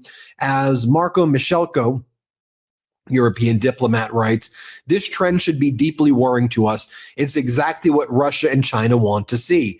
Progress without a single bullet being fired, and something they are eager to deepen. So when you look at the popularity or approval of the United States in, say, the UK, in Denmark, in France, in Germany, Italy, and Spain, the approval of the US, let's just go to the unfavorable. 64% in the UK, 84% in Denmark, 62% in France, 72% unfavorable in Germany, 63% unfavorable in Italy, 66% unfavorable in Spain, right there. Also take a look at the average monthly missile and drone launches from Russia since Donald Trump has taken office. We're at about 6,000 or more drone and missiles per month. That's up multiples, not even close to when former President Biden was in office. So Donald Trump, you want a Nobel Peace Prize for killing more Ukrainians? I mean, what the hell is even happening here? Also, Russians target. All right, y'all. So we have reached the 2-hour mark. So I do have to go ahead and take another song break. After the song break, we're going to let Midas finish. And we have 2 more videos left on the live that I'm going to get into with y'all. We'll be talking about how Tim Scott has now been booted from MAGA. And we're also going to get into the updated reports about Nancy Guthrie and how she is doing right now, what the status is right now, considering that it is 2:20 p.m. and the ransom has been set for 5 p.m. Eastern time here in the United States. And so we'll be getting into those 2 videos just after this song break, y'all. We will be right back.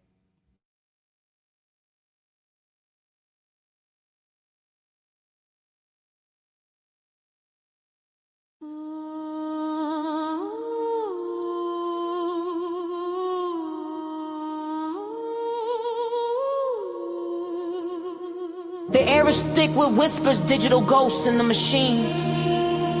They feed us fiction till our vision's blurred, you know the scene. Static on the screen, a 24-hour scream, selling us a fractured dream, tearing at the seams. They got us locked in little boxes, picking sides, while the real tide rises and nobody hides.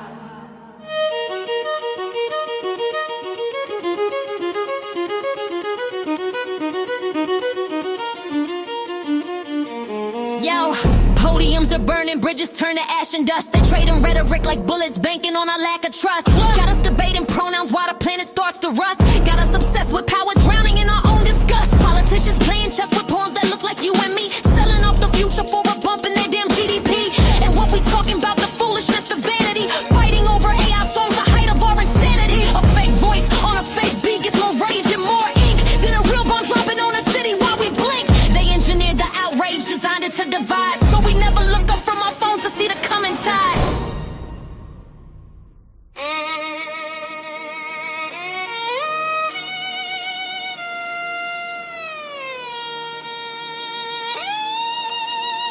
Oh, can you hear the war drums pounding out a rhythm low? They're marching us to battle for a God we do not know.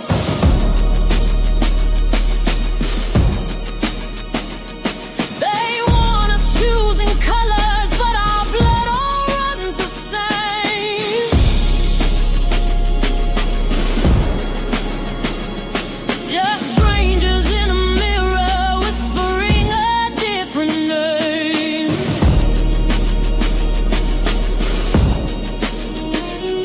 I'm praying for the day the sun won't care what shade we are.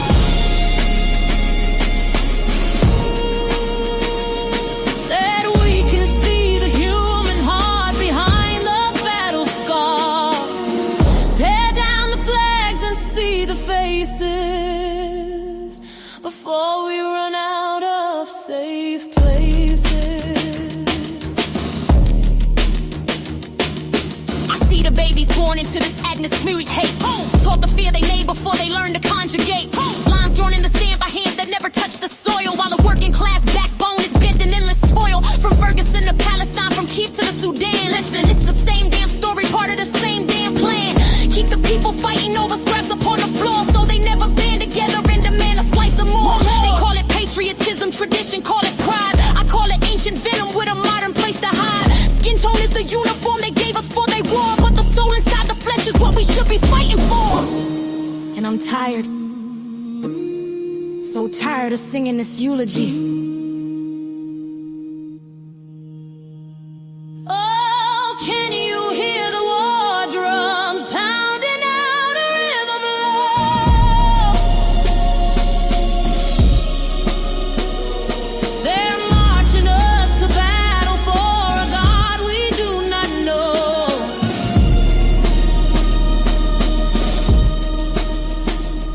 They want us choosing colors, but our blood all runs the same.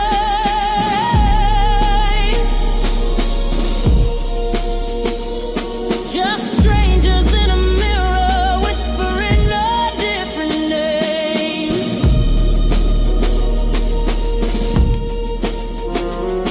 I'm praying for the day the sun won't care what shade we are.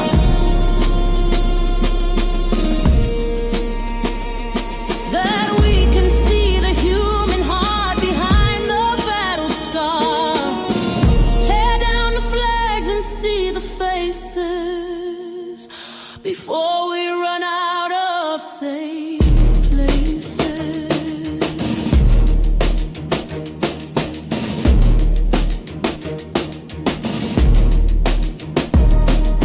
What if we looked each other in the eye, past the melanin, past the zip codes and the bank accounts they fence us in? What if our only currency was empathy and grace? What if we found our real reflection in a stranger's face? This ain't a lyric, it's a lifeline that I'm throwing out. This ain't a song, it's the beginning of a different route.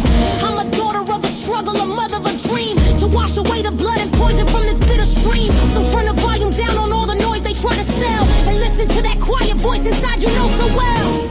World War III is knocking. They're at the door. But it's not nation against nation anymore. It's ignorance against wisdom. It's love against the fear.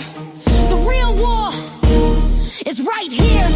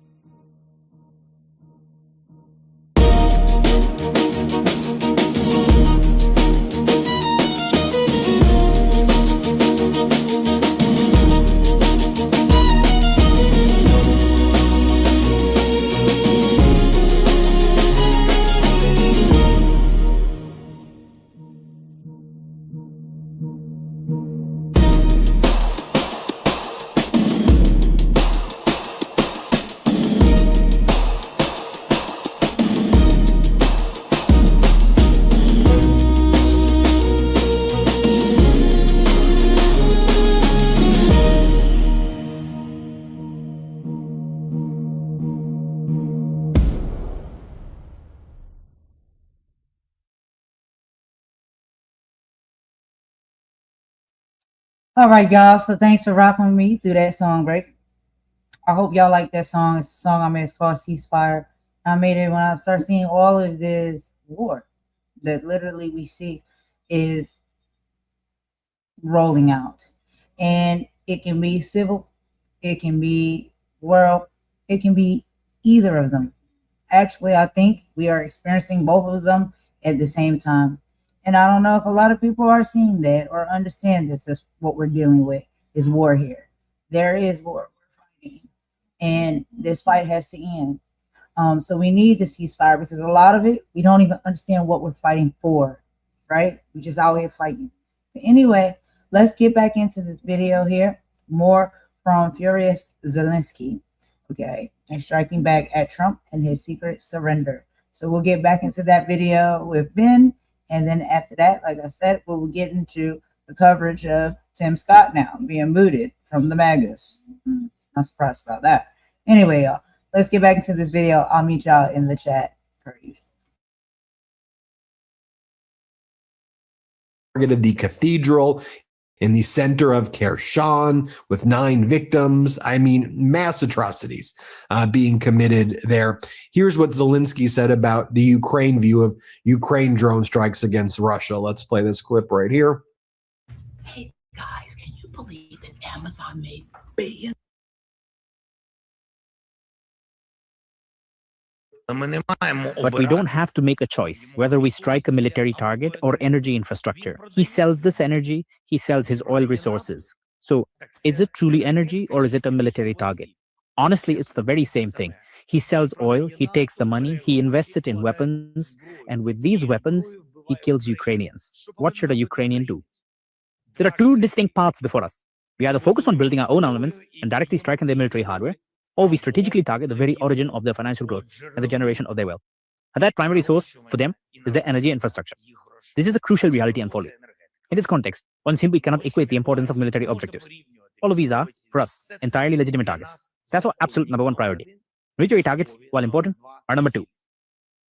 Well, who else could have done such a thing to us like the Russians did? Nobody. And I think it's worth playing this clip as well for you, just to show you how Donald Trump's performative, theatrical, wannabe dictatorship shtick is playing across the world. You have an Iranian member of parliament was speaking with the press in Iran. I'm going to translate this into English for you, but saying that what Donald Trump's been trying to back channel to Iran is just let us hit some of your buildings so we can say to the American people that we did a strike against Iran and we can say you were obliterated, but then we'll let the Ayatollah stay in power. Just let us hit a few buildings and let us declare victory in a war. This is what This is what the Iranian parliament member is saying, that the Iranian foreign minister has briefed the Iranian parliament of what the U.S. is saying to Iran, that U.S. just wants to strike a few buildings so they can claim a victory to the American and then move on. After Donald Trump promised the protesters in Iran, go out there, protest, we've got your back. If the Ayatollah kills a single protester, Donald Trump said that he would go in guns a-blazing to help the protesters. Donald Trump is responsible for thousands and thousands of deaths of Iranian pro-democracy protesters because Trump said, go out, we're going to save you. Trump didn't even have the aircraft carriers or the boats or the war equipment present because it was all off the coast of Venezuela when he said that he was going to have the back of the protesters in Iran. And he allowed the Ayatollah to massacre thousands of protesters. And now Trump's calling them up and saying, hey, just let me strike a few buildings. Can we make that deal? And then we'll declare victory and then we're good. Here, play this clip. So Trump came through one of the countries and said, all right, I've made arrangements. I've done the groundwork and I need to tell you, let me hit a couple of places in Iran and then you can respond. We said, it's over. If you make a single misstep, we will definitely take 3,000 to 4,000 casualties from you. We have a serious task. Regarding this message, this specific part, I might later be accused.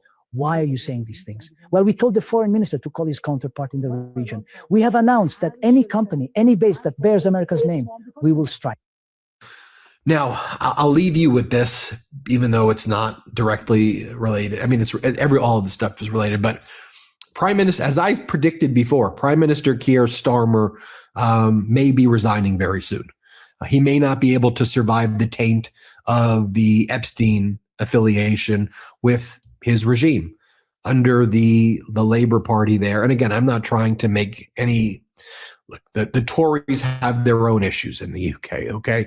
And I think that part of the problem is all this has also distracted from Nigel Farage and the Reform Party, who were working with people like Bannon, who were working very closely with Epstein. So I'm not ignoring that when I make this report. I just want to be very clear and sensitive to our UK viewers that I certainly understand that Nigel Farage with Bannon and those connections to hoisting up far-right authoritarians was part of the Bannon-Epstein class playbook, right? And the Tories have their own issues to deal with. But Prime Minister Starmer appointed Peter Mendelsohn to be the ambassador to the United States. Mendelsohn, as you know, had all of these relationships with Epstein and talked about the girls and engaged in the most disgusting and grotesque and perverse and behavior that we see in those files with Epstein. We have the chief of staff for Keir Starmer just resigned, and Morgan McSweeney, and people say, well, that's Keir Starmer, Prime Minister, trying to save himself by having McSweeney resign. But others are saying, well, now that shows weakness because you showed confidence for McSweeney, your chief of staff, because McSweeney was the person who said, let's keep Mandelson on, bring him on, when they knew about the connections with Epstein. Maybe didn't know all the stuff that were in the files now, but knew at the time that Mandelson had these Epstein connections. And so McSweeney resigned, and people go, it's 50-50 at this point, and others in the Labour Party probably want to just force out Keir Starmer. Just think about that. The fact that Keir Starmer's chief of staff recommended Mandelson, who is affiliated with Epstein in grotesque ways, in the UK, that impacts their perception on Starmer. Shameful, disqualifying conduct. Even if they, just despite other stuff about Starmer, about Keir Starmer. In the United States, Trump's the main character, like in the Epstein files, in my opinion. He appears, tens of thousands of times, in 38,000 times in 5,000 different documents. And his whole regime, his cabinet officials are doing business deals with Epstein. There's no shame. There's no accountability. There's none of that right there in the United States. That's a big problem. Anyway, I wanted to put that all in perspective. We'll see if Keir Starmer can survive this. I suspect he's going to resign. We will see, though. Hit subscribe. Let's get to 6 million. Thanks, everybody, for watching. We'll keep you posted. Love this video? Support independent media and All right, y'all. So that was some videos over there from the Midas Touch Network, Ben Masilas. I love watching his content. Like I said previously, if you guys have not checked out their platform over there, please go over and subscribe, become a member. and show some support to the platform, because they really do bring the truth of what we need to hear and what we need to see to the forefront. But now we are going to get into the next video for the live right now. And oh my goodness, we're gonna have some fun. We're gonna have some fun. That a lot of this stuff, just be very clear, I understand it is a bit dark and it is a bit testy, right, when it comes to our emotions and our feelings. And sometimes we can talk about certain things and we can do it with low the blow. And so is another person that I really support and subscribe to is Reese Waters. And so he talks about everything that needs to be talked about, y'all. Anywhere from politics, celebrity gossip, anything. But, he used to be a stand-up comedian.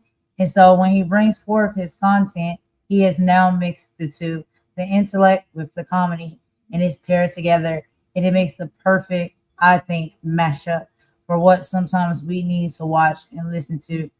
So things are not so concentrated when we see them. It can be a little bit hard and a little bit tough to watch some of these concentrated pieces of content on these, reportings of what is really going on here, not just in this country, but in the world. But we have people that learn the formula, and this is one of them. And so, y'all, we're going to do a short song. And then after that song, we're going to come right back. And we're going to get into Tim Scott being booted from MAGA Child and how funny that mess is. Because, I got a lot to say about it. And Reese going to talk about it as well in Reese fashion, which we love, with a dose of comedy. So we'll get into that in just a bit, y'all. Let's play this song real quick and we'll be right back.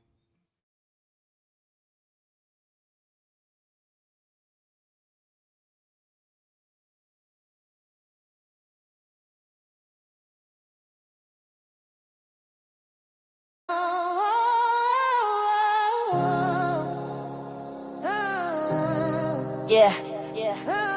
You thought you was safe? Yeah. You thought you was safe or good. Everybody looking for a home, looking for a click, looking for a place where the realness sticks. We out here building, trying to be free, but you just here to use them plain to see. I see you a user, a culture vulture, a leech, acting like you love the speech just so you can preach. You see the glow, you wanna get near it.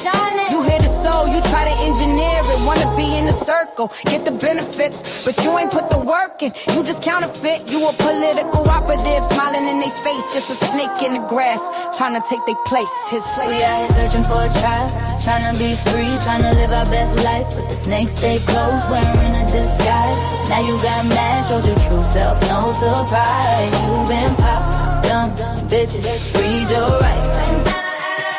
You been pop, dumb bitches, read your rights. Yeah. It's the activist in me that's gotta speak the truth. I'm allergic to the fake, been like this is my youth. See them in the comments, singing all the praise. Go sis, go, while they plotting in the haze. Plotting on a downfall, plotting on a spot. Thinking they can use a light to get what they ain't got. But you can't use a mirror, you can't use a queen. Your whole entire persona is a fucked up scene. You a resource sucker, energy drain. They bring the clouds, we just trying to bring the rain. But we see you, yeah, we see you. Your little mask is cracked and now you cornered, about to see how you act. For a tribe, trying to be free, trying to live our best life, but the snakes stay close, wearing a disguise. Now you got mad, showed your true self, no surprise. You been pop, dumb bitches, read your rights. You been pop, dumb bitches, read your rights. People don't care about your life or your struggle. They just wanna break you down and make your hustle tumble. Now we see the true colors at the core of these people. Their whole foundation is evil. We at war and we question these people. Golden has love for her people, and I've been trying to warn people. This is the ugly truth of the world. Watching all the snakes uncurl. Here's the revelation, the part you should've known. A person's real character is when their anger's shown. You got pressed, you got mad, and And all that fake ass love you had turned to poison. Jealousy and spite, they hate cause you that bitch and shining too bright. You ain't no friend, you just a hater in disguise. Walk past, head high, don't look them in the eyes. So here's the diss, you lost, you're done. Your fake support is over, your little game is run. You pop yourself, bitch, we ain't have to do a thing. Just sat back and watch you pull your own damn string. You been popped, you can't infiltrate this. Your mask is on the floor, go pick up your shit. We out, we out. You kid. Yeah.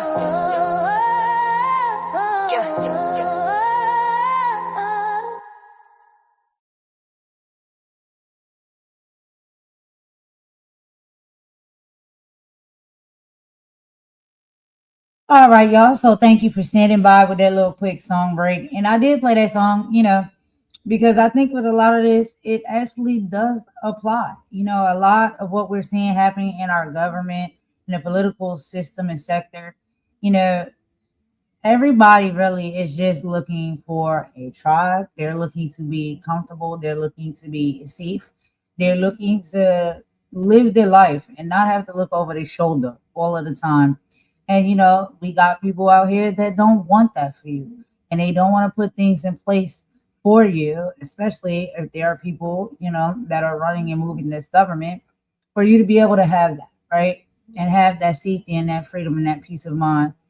And so basically what we are seeing now is these type of individuals are actually being popped.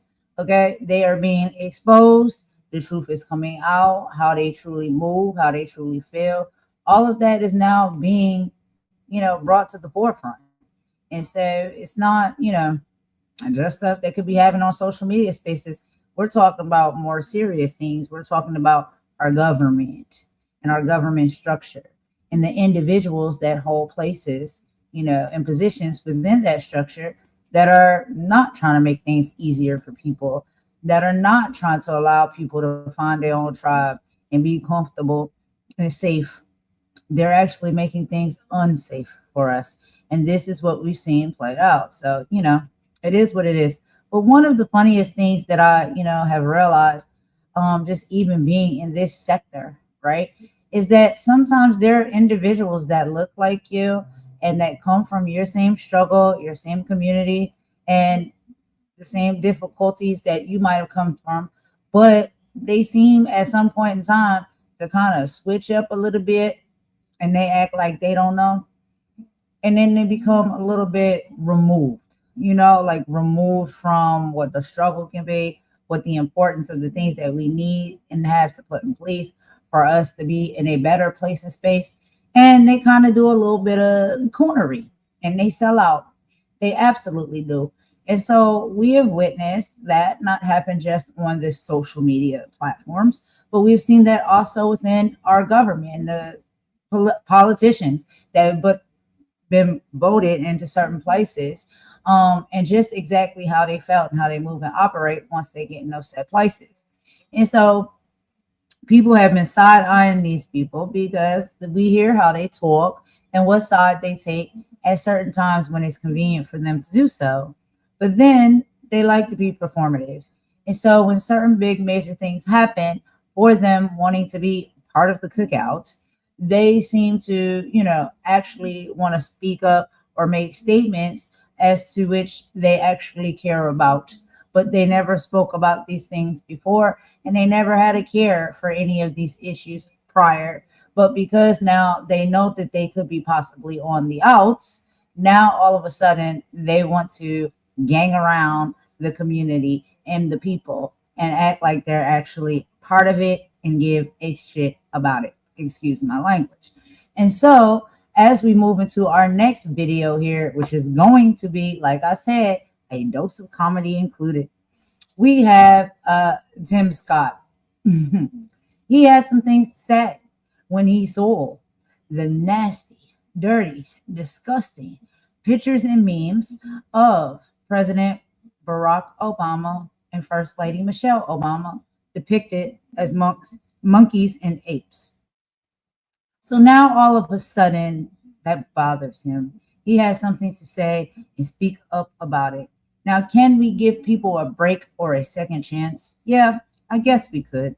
But when there's so many times that we see these people selling out their own, right, for their own benefit, or because they just want to be in closer proximity to, you know, whatever race they think that's more dominant, superior. I don't know. Some people may be like, oh, he did the righteous thing. And some people may be like, take this potato salad with the raisins and get up out of here. You're no longer invited to the cookout. Y'all let me know what y'all think. Let's go ahead and get into this video real quick. I thought it was hilarious, but what I thought was more hilarious is how Reese Waters did his presentation on this. So y'all let me know what y'all think. Let's go ahead and have a little bit of a laugh. I know this has been a dark kind of live, heavy topics to cover, but let's go ahead and get a little bit light with this, okay? So I'm going to play the video, and I will meet y'all in the chat per usual.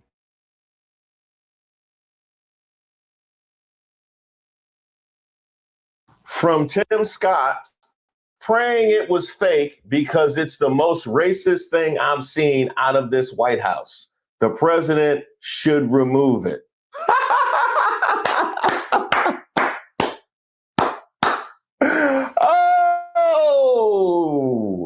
Oh, it was a short tweet, but there's so much to address there. He did come out here like that. He came out exactly like that.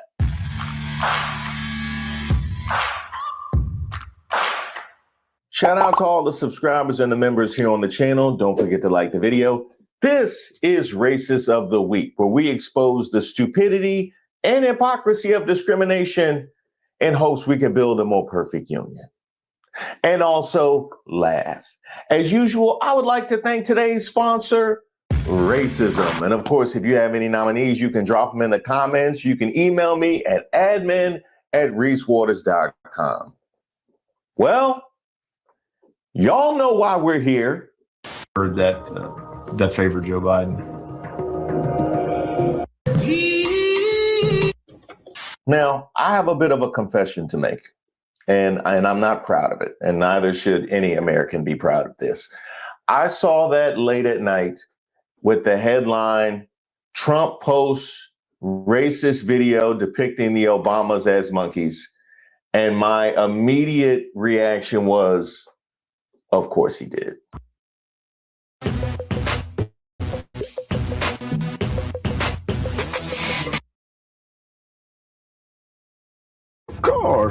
Of course he did. Shock and surprise was on zero. Just think about that. Shock and surprise was on zero for the president posting a monkey meme of one of his predecessors who was Black. That's where we're at in 2026. And you know where else we're at? We're at a place where the president has to throw red meat to his base to remind them he's still racist, to distract them from them files. When you're so tired of people calling you a PDF that you post something to make them call you a racist instead, is certainly a choice. That's where we at. This man came out, hey, I knew, at least I'm still racist. Y'all know me. Y'all know me. You know my heart. You know my heart just as Black and racist as it used to be. So I made some missteps. No. And you know what? As sad as that was, for a lot of MAGAs, that was enough. Okay, Trump may be a PDF, but at least he's still racist. You know, that just warmed them hungry hearts, them hungry, jobless, farmless hearts all across America, hit by all the tariffs as well as the ACA subsidy increase, just warming the feet of racists all across America. The filthy feet, because your shoes got repoed. Yes, it warmed them feet. And you know what? You know what else can warm your feet as well is the complete mismanagement of this from the administration. I mean, they couldn't manage Minneapolis. That was to be expected. I didn't know we were at the point where a year into this administration, they can't manage a meme. First, the White House press secretary defended Trump's racist tweet and mocked fake outrage coming from the critics. Now they're saying a staffer posted it around midnight and that the tweet has been deleted. Tell us another one. Oh, this is my favorite. This is my favorite when they shift and blame around like old Epstein recipes. This is my favorite. When they try and give Trump cover and he blows it up anyway and tries to take credit so he can make sure he scores points with his MAGA base. That's my favorite. When they try and clean it up and he just comes out filthy. MAGA, Trump was betrayed by the poor judgment of a staffer who posted this outrageous video. Trump, I gave it to them to post. That's y'all's president. That's y'all's president. Don't get in those schemes with Trump. That's why all his people be locked up. That's why all his people don't get in those schemes with Trump. Because that's how he be moving. My favorite, when they tried to cover for the Jimmy Kimmel thing, and they were like, oh, well, that was an independent decision. And Trump, I hate Jimmy Kimmel. He should be canceled. That man, hey, you know, I just, I don't know how he convinced 3 women to marry him. Okay, that's a lie. Yes, I do. I've seen money before. The White House says that a staffer sent it. Who sent it, and are you going to find at it? No, I looked at it. I saw it, and I just looked at the first part. It was about voter fraud in someplace, Georgia. There was a lot of voter fraud, 2020 voter fraud, that I didn't see the whole thing. I guess during the end of it, there was some kind of that people don't like. I wouldn't like it either, but I didn't see it. I looked at the first part, and it was really about voter fraud in, and the machines, how crooked it is, how disgusting it is. Then I gave it to the people. So generally, they'd look at the whole thing, but I guess somebody did. Then they posted, and we took it down, and we shut it. Yeah, but that was a voter fraud that nobody talks about. They don't like to talk about that post. We took it down as soon as we found out about it. President, a number of Republicans are calling on you to apologize for that post. Is that something you're going to do? No, I didn't make a mistake. Reporter, the White House says a staffer sent that video. Are you going to fire the staffer? No, I looked at it. I didn't see the whole thing. I gave it to the people. They posted it. Are you going to apologize? No, I didn't make a mistake. Now, here's a word to anybody that's watching, any of our younger viewers, anybody that's in a situation where they're trying to suss out the truth. Look for the multiple excuses, especially the ones that contradict one another. I got to get up early tomorrow. I think I'm getting sick. No, I know I was sick already, but you know, my immune system is whack. I called in sick to work that day. I wasn't feeling well. I didn't leave bed all day. And also, I was at a conference in Boston. Look for that's what you need to look for to suss out the truth. So let me get this straight. So you gave it to the people and you didn't see the whole thing.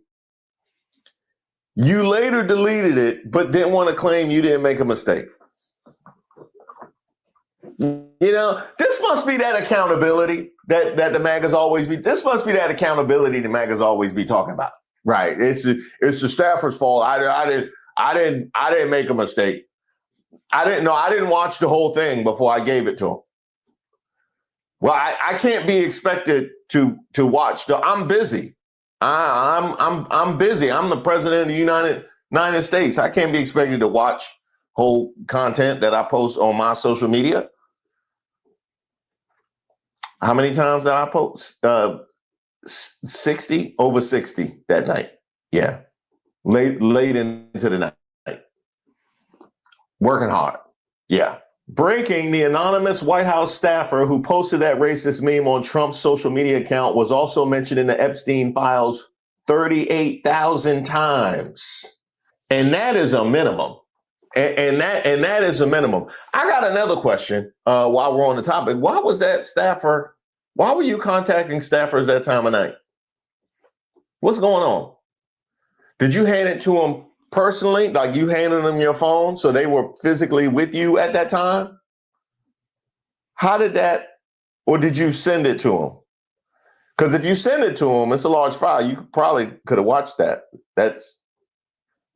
What did Melania say when the staffer came in that time of night in order to get the meme to post on your social media? Is there crabs? I want to go to bed! Planning to publish your book? You could reach 3 billion more readers. That better be a clip from my movie. That better be a clip from my movie you posted. All that no, because you posting all this nonsense. You ain't helped promote my movie not one time. You got to be in the spotlight all the time. I'm sitting at 6% on Rotten Tomatoes. And they about to take the viewer scores down because they realized that was fraudulent. Well, look, it's not my fault your base don't know how to use computers and we had to go to bots. From J.B. Pritzker, Donald Trump is a racist, to which we get from the official GOP account, J.B. Pritzker is morbidly obese. Republicans, y'all brand in the trash. Y'all brand is in the trash. From the official GOP account.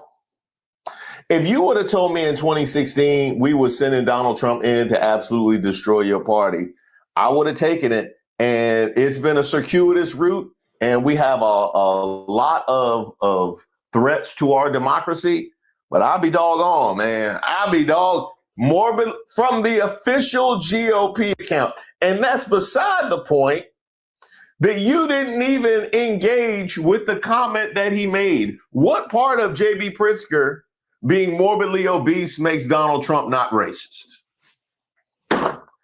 What part of J.B. Pritzker's diet makes Donald Trump not racist?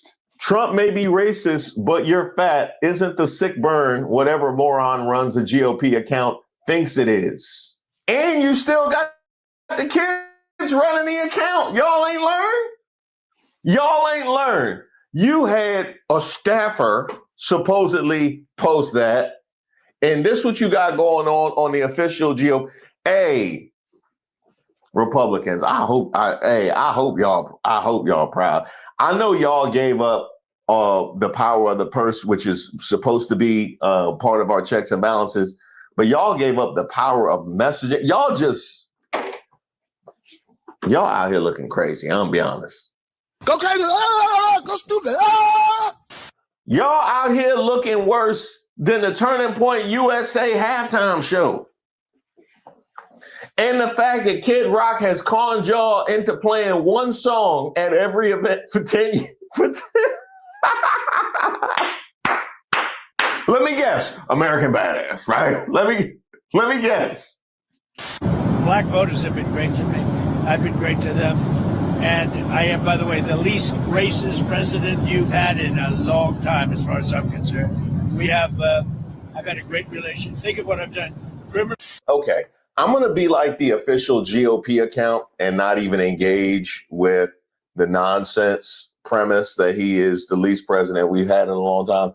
I just wanted to point out the fact that for you to say you're the least racist president we've had in a long time, do you think that the presidents were less racist in America's past? Is that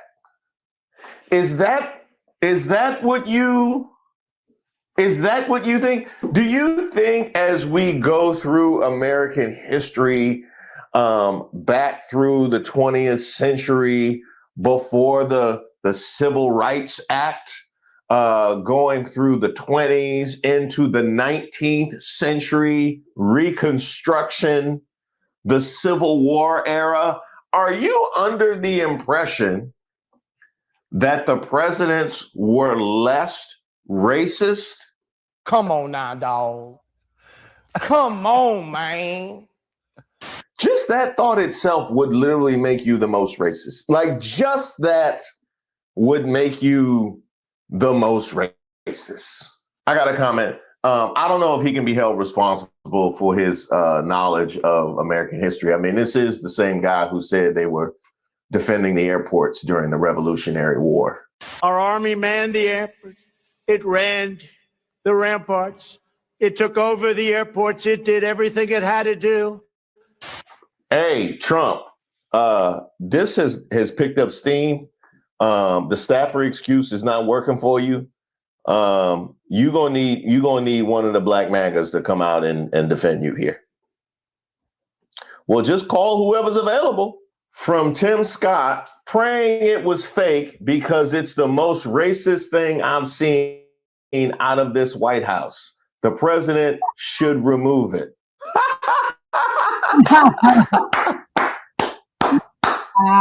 Oh, exactly. Oh, it was a short tweet, but there's so much to address there. He did come out here like that. He came out exactly like that. The video that Trump posted about the Obamas is racist and vile. It should make you angry, and we shouldn't let people look away.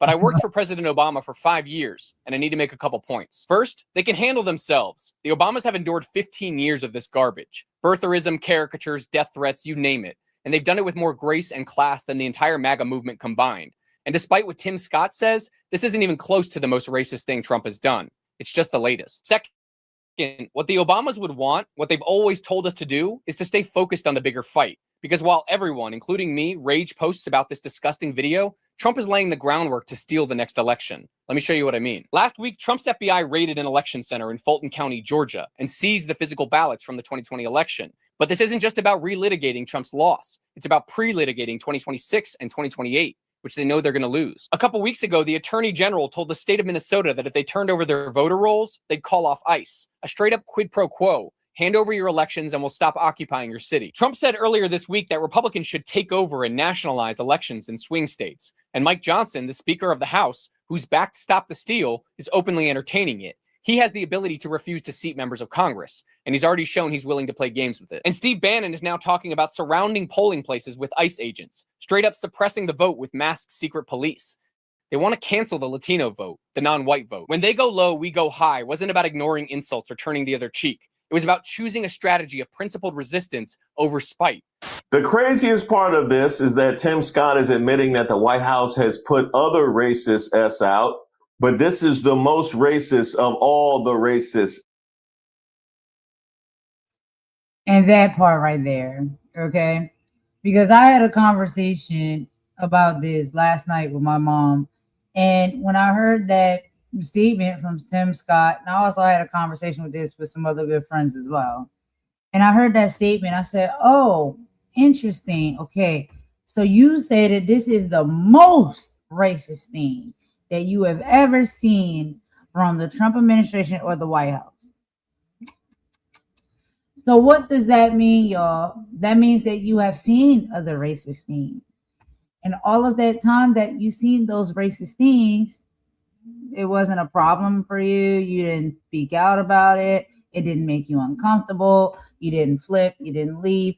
You didn't jump. You didn't run. You didn't do any of those things. You didn't even stand up or say anything in response or regards to the racism that you witnessed, that you bear witness to in the White House. Y'all let me know what y'all think. That's what I think, because it's just like the way people word things is very important. And the fact that he worded it like that, that wasn't your first time experiencing or seeing anything racist coming from the White House and that administration. Since you've been over there and around them people, you said it was the most racist thing that you have seen or bear witness to, which means that there are other racist things that you've seen and bear witness to when it comes to them people in the White House and that administration. But you just don't care. You never cared. You were still going to go along, get along. You were just going to keep step and fetch it. You just was going to keep going with the regular scheduled program. But now all of a sudden you want to speak out and make it seem like, oh my God, then this is where I draw the line. When they putting out memes and pictures of two black individuals, a black president and his first lady, his wife, and you depict them as monkeys and apes, that's where you draw the line? Because that's the most racist thing that you've ever seen from the White House. Yes, you've seen a lot of racist things, huh? But you just overlooked all of them. What made you speak out on this one? Is it perhaps because you've been kicked out of the cookout? You've been kicked out of even, the cookout, the one that you go to that has the potato salad with the raisins in it. Like not our cookout with the good potato salad, but like even over there, you've been cooked out, like you've been kicked out of all of them. Like you don't gain access anywhere. So now you just want to come out and speak out because you feel as though it's the right thing to do now and this time because you're looking for a group. Anybody looking for a group? I guess you're looking for a group, brother. That's why you spoke up now all of a sudden. But all of the other racist stuff, that was okay. You just let that slide. That's what I get from it, y'all. Y'all let me know what y'all think. Let's keep going. Yes. He did say that. He did say that. Hey, I thought the racism level was going to stay at a solid 7. We getting up too high now. And this is ridiculous. Apparently Tim Scott thought this was okay. He sure enough did. All the times that it was posted. Was that a staffer too, Trump? You must have gone to different staffers who didn't tell you that you had posted that already. They should communicate better. The racist meme posting staffers you have like a team meeting with the racist meme staffers. Yeah, they need some organization. But before that, we got Hillary Clinton in front of piles of cash, in the words, most corrupt candidate ever, inside a 6-sided star that looked like the Star of David. In 2017, Trump reposted a series of inflammatory anti-Muslim posts from a British far-right account. In 2019, Trump reposted a series of tweets from British anti-immigration activist Katie Hopkins, who had a well-known history of rhetoric, including comparing migrants to cockroaches. In 2020, he reposted a doctored image depicting then House Speaker Nancy Pelosi and Chuck Schumer in Middle Eastern garb. He also reposted a video of people he said were from The Villages, a retirement community in Florida, calling them great people, even as the video showed a person chanting white power. He also reposted a video featuring a large number of dark-skinned people walking by with the words, if you're a woman, you can either vote for Trump or wait until one of these monsters goes after you or your daughter. I don't know, Tim. I don't know. This would be a number 1 seed in terms of the races. This would be a number 1 seed, but we would have to play it out. Put in a proper bracket, and we would have to play this out. No, we're not even close to through with you. I have nothing to say about that video because the violence speaks for itself, but Tim Scott praying his master isn't racist needs to be addressed. I don't understand hating yourself that much. This man, after all of the previous posts and obviously all of the anti-blackness that I've chronicled right here, this man fixed his fingers to type praying that it isn't real.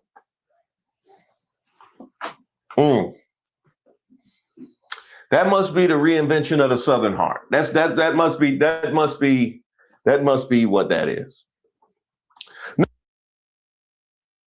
Well, then there's that, right? Because why are you praying so hard that isn't real? Why are you praying so hard that isn't real? Because if it was real, oh my. It's not going to look too good for you, brother. Because I guess you were standing on the wrong side of history and you were supporting and you were boot looking for a damn racist. And I guess you just don't want to be caught up in the mix. So you on your knees and You praying hard. You praying real hard, brother. That is not real. That really didn't come from that man that you sat there and bowed down and worship as if he was your God or your Jesus. I guess you're praying real hard for that, huh? Because it's not going to look too good for you. And you think you coming out making a statement like that is going to make us think that you down with the gang? You down with the people? Bro, please stop. Like I said, carry that potato salad with the raisins, that you brought to the cookout. Take it with you. Tuck your tail between your legs. You're gone. You're done. You should have. Well, honestly, when it comes to a lot of us, you've been gone and done. But some people, we come to the realization of these things late. But when it comes to most of us, child, you been cooked out. You been kicked out the cookout when it comes to us. You was never allowed. You was never allowed. We didn't want nothing from you. You couldn't even bring no bread. We don't want nothing that you got.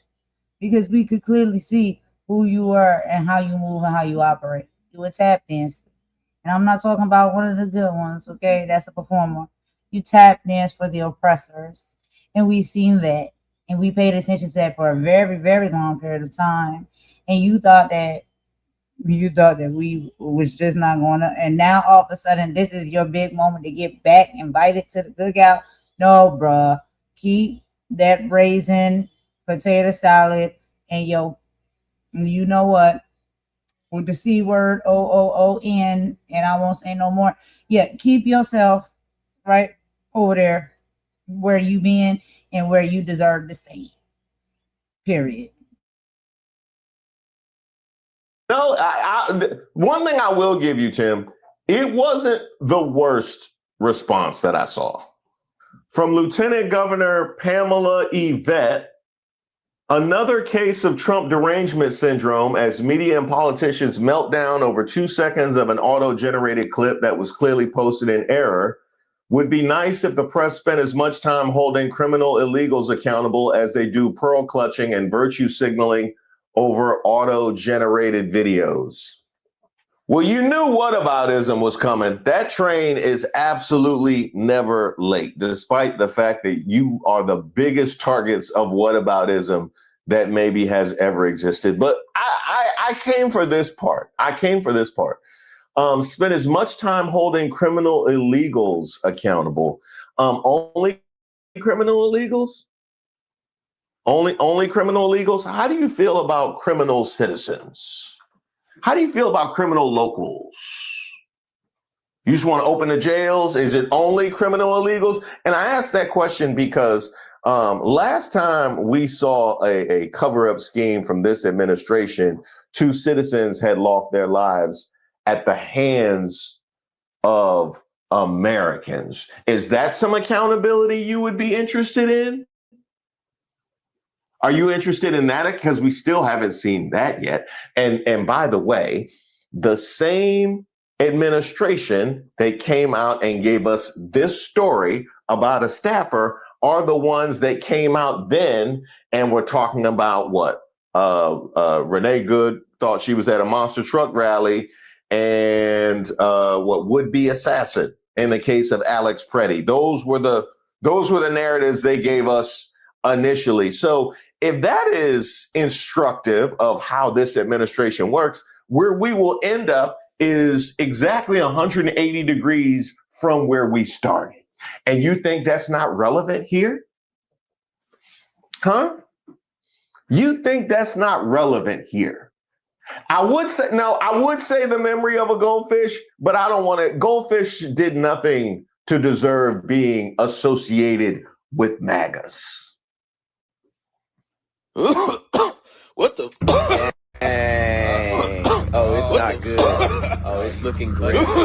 Oh, it's grim. Hey, yo. Oh, it's looking grim. One thing I can tell you though, Tim, despite the fact that was as trash a response as I could imagine, they finna drag you. They finna drag you. No, they not gonna beat those cult allegations. We got resign Mr. Rhino Tim Scott. We got resign Tim Scott over and over again. All right, I guess that MAGA voice is going to be hoarse with all that yelling. We got these Democrat racism hoaxes against Trump always exposed as sanctimonious cowards in the Republican Party. Primary them, throw them out, they're useless. Worse, useful idiots of the left like Tim Scott.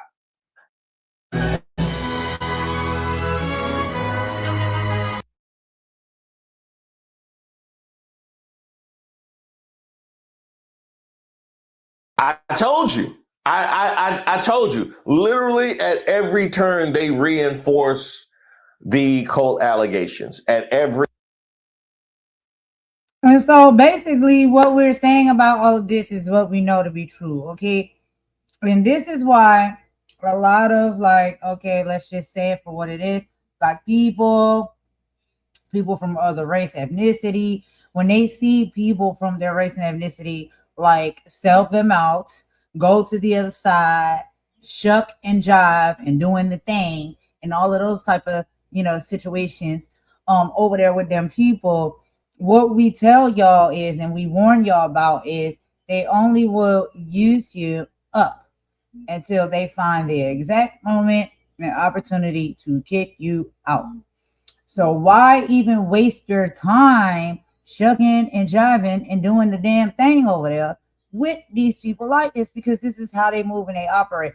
And so we can't even be sure why Tim Scott made that comment that he did or made that post that he did.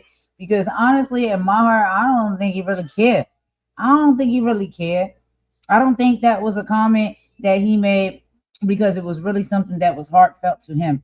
I think that he already knew he was on the outs. And I think that once these people know that they're on the outs with the ones that they were shucking and jiving and doing the thing for, then now they want to come back home to the community. And we don't want you. We don't want you. We don't want you. We don't want you no more. Okay? Just like you heard in the movie, okay? Wait until exhale. I don't want you. No. Wait, no, I think that's the Jacksons movie. Yeah, the Jacksons movie. But it still was Angela Bassett. I don't want you. I don't want you. I don't want you anymore. That's basically how we be feeling when we see y'all take off and go on over there to the other side and be shucking and jiving and doing the thing. And then when y'all get into trouble or things is not panning out right for you, then you want to come running back to us, and you think us, are supposed to be over here opening our arms and receiving you back after we seen all of the mess that you said, that you done. Look, I can't be sure. Some people may be okay. Some people may be inviting and they be like, yeah, come back. We'll give you a second chance. It's okay. We understand.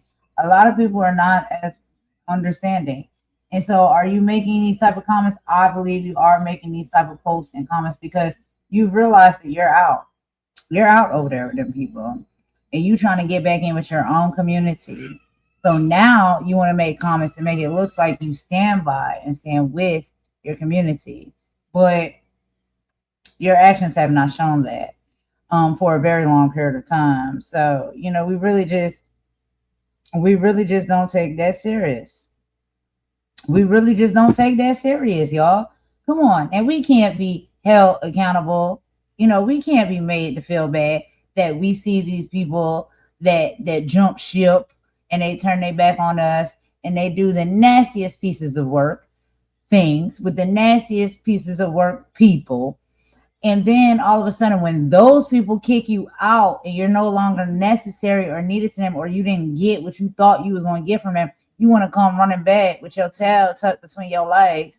Is everybody supposed to be like, oh, baby, I'm so sorry. Yeah, baby, it's going to be okay. And pat you on the back and just let you back in? Maybe, I guess it depends on what lengths you went to. But a lot of these people, child, they went pretty far. They went pretty far with the things that they said, the things that they stood for, the things that they fought for, the sides that they took. They went pretty far. They went deep in the paint now.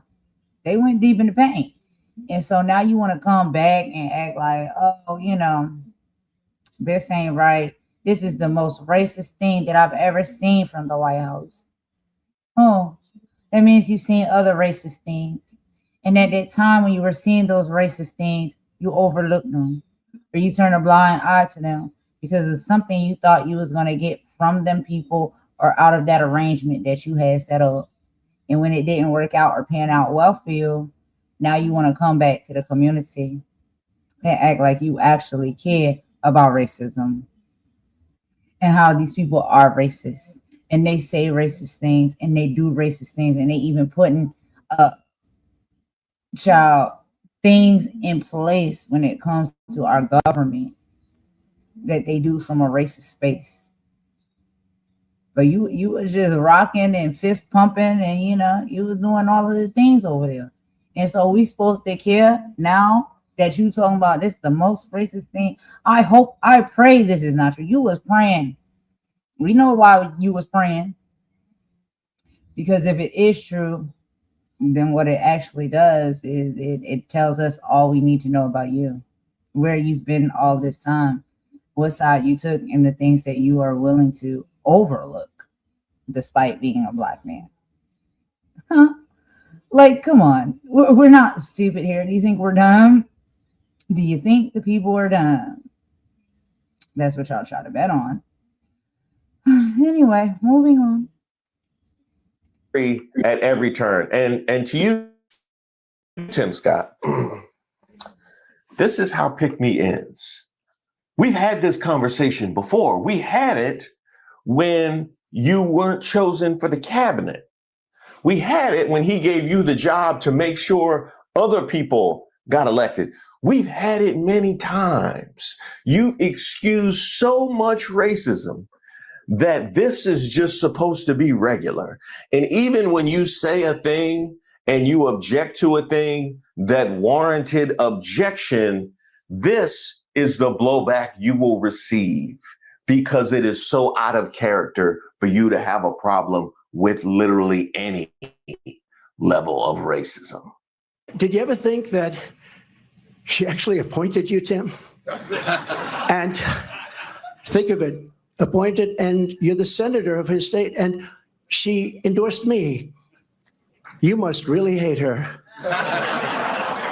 No, it's a shame. It's a shame. Uh-oh.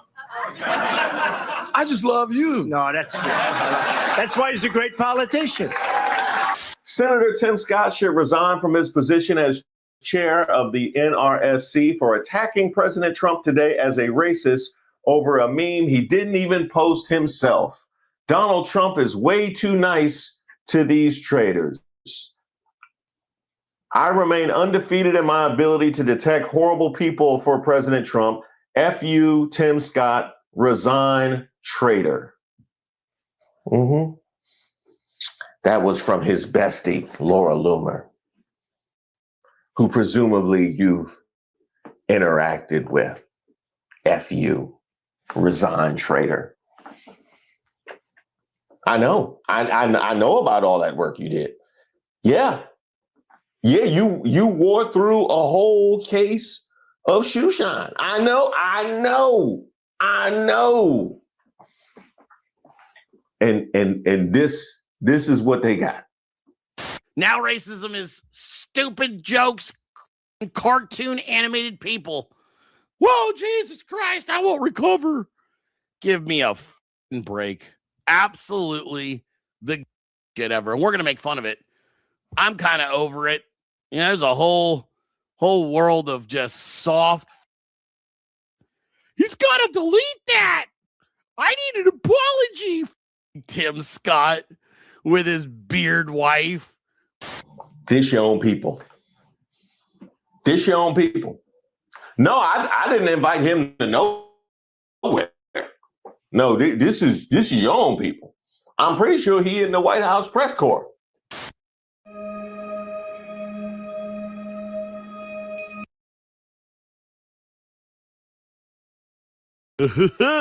I got married. I'm not a sure, Tim. Okay.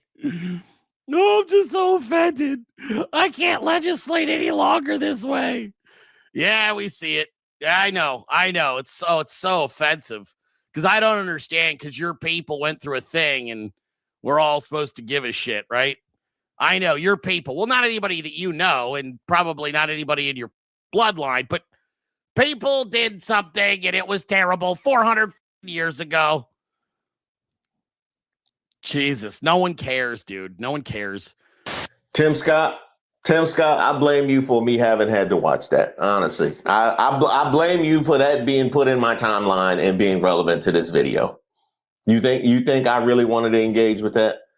I'm not going to engage with it. I'm not going. Okay, I'll engage with this one.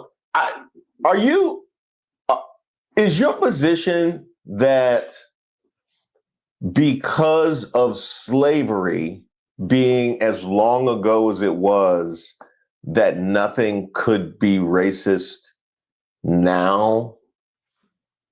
Is that so? If you could point to something bad that happened a long time ago, it magically disproves anything that you could do anything now to any group that has had something bad that you pointed.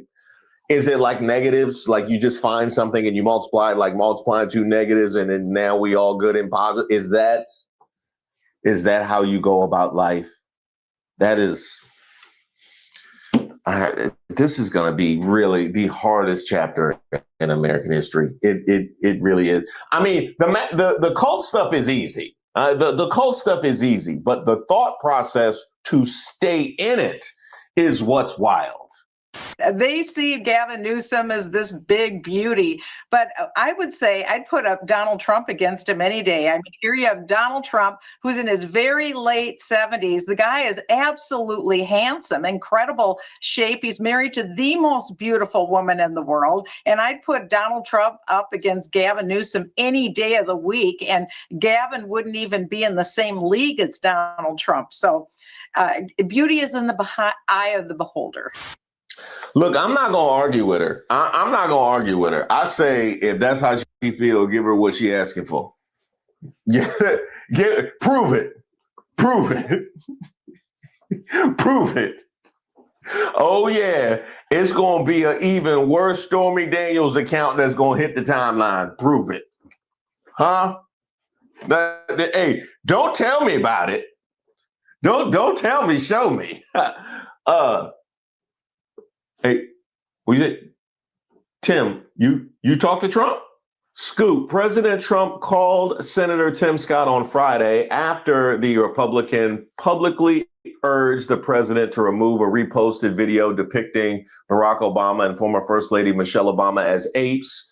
Trump told Scott, who's chairman of the NRCC, that the repost was a staffer's mistake and said he would take it down. The post was removed after the call.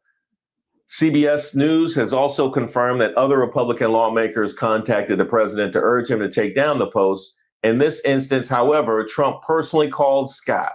I just love you. No, that's good. Wow. And that came from CBS News. So you know the administration wanted to put that out there. You know what I mean? You know the administration saw that as a flex. That came from CBS. You know how they work. You know how they work. So, wow. Okay. Tim Scott, I got one thing bothers me about this whole thing. The White House can call Senator Tim Scott for cover, but not a cabinet position. Yeah. We all saw it. Well, no, we all saw it. Yeah. Take some time. However long you need. I see Nancy Mace at the bar. Why don't you go see if you can keep her some company? Yeah, y'all got a lot to talk about. Thank you guys so much for watching the video, but more importantly, thank you so much for your support of this channel. Hey, I didn't tell y'all to go over there. All right, y'all. So that was Reese Waters. Like I said, if y'all have not checked him out yet and you don't support him yet, you please do so. Go on over to his channel and subscribe, become a member, and watch a lot of the content because it is amazing. The way he breaks things down with, a dose of comedy, but really on its ish when it comes to keeping up with this political stuff that is happening in our world, in our state, in our country. Okay. So, he pulls that off really well. I really enjoy his content, but we're going to go ahead and take a quick song break. My final thoughts. What are my final thoughts? Child. My final thoughts. Okay. Let me say, this is it, right? I feel like deep down, all of us, we really are just really looking for a tribe. I get that. It's a human instinct that goes back thousands of years. We aren't meant to carry the weight of the world or even the weight of our own lives alone. But in this digital age, they've tried to replace real connection with, likes and algorithms and things of that nature. They've tried to isolate us behind screens so we feel small and powerless. But the truth is, a tribe isn't about being the same, honestly. It's about being in it together. When you find your tribe, you find people who see the world through the same lens of truth that you do. You find people who don't just watch the news, but who feel it deep down inside. People who are willing to stand in the gap when things get dark. We are looking for a place where we don't have to explain why we care about justice or why we are worried about the future, because the person standing next to us already knows this and gets it. If you've ever felt lonely lately, if you felt like you're the only one seeing the hypocrisy or the dark secrets that we typically talk about, I want you to look at the chat. There's not too many people there, but there's some great people there. Look at the people jumping in from all over the country. This is the beginning of a tribe. We can build community where we protect each other, where we keep each other informed, and where we refuse to let the distractions pull us apart. We aren't just a live stream, we are a circle. And in this circle, the voices matter. Your concerns matter.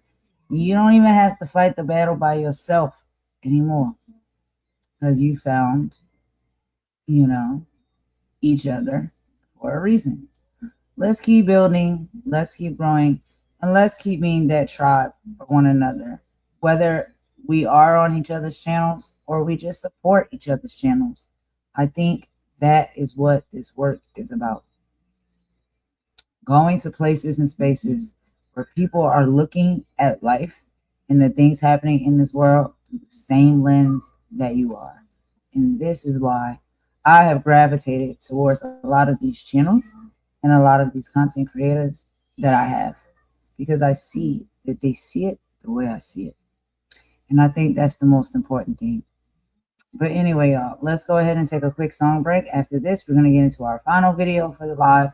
And I know it's running kind of long, but we'll be getting to the updates around Nancy Guthrie. Okay. And we are looking at the time being 3:34 p.m. And on this ransom, it's supposed to be 5 p.m. Eastern time, because they are located in the United States, which is where I'm at. So right now it is 3:34 p.m. in the United States.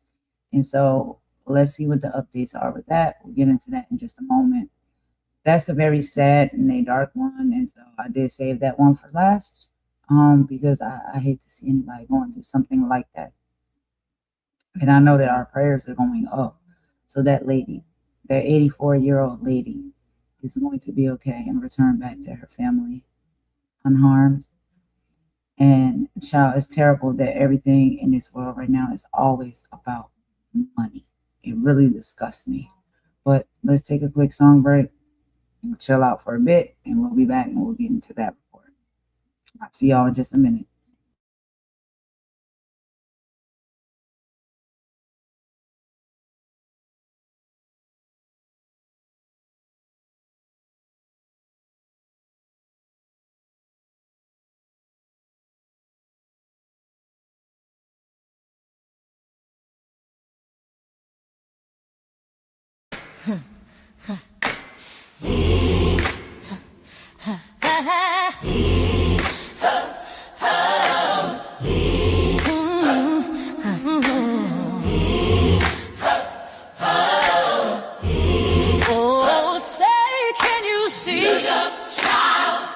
by the dawn's early light. It's a new day. What so proudly we hail at the twilight's last gleaming. Hold your head. Whose broad stripes and bright stars through the perilous fight. Through the perilous fight. All the ramparts we watched were so gallantly streaming. And the rockets' red glare, let it shine. The bombs bursting in air. We won't back down. Gave proof through the night that our flag was still there. Oh, it's still there. Oh, say does that star-spangled banner yet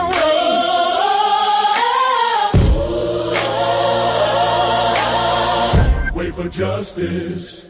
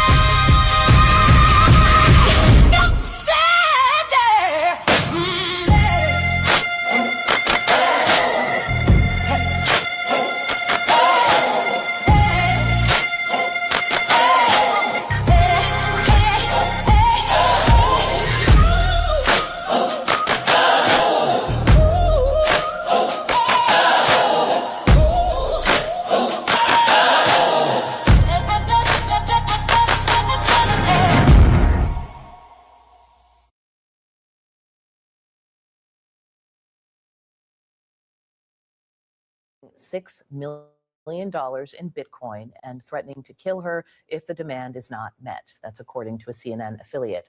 Investigators returned to the scene Sunday, searching Guthrie's property, including a septic tank near her home. Police still have not identified a suspect. So we're bringing in now Ken Gray. He's a former FBI special agent. Good morning. Thank you for being here. Good morning, Aldi. Good to be with you. First, I want to talk about the latest video. People are looking at the turns of phrase, among this a plea so that they can celebrate with their mother. Can you talk about how these videos are supposed to help in these situations?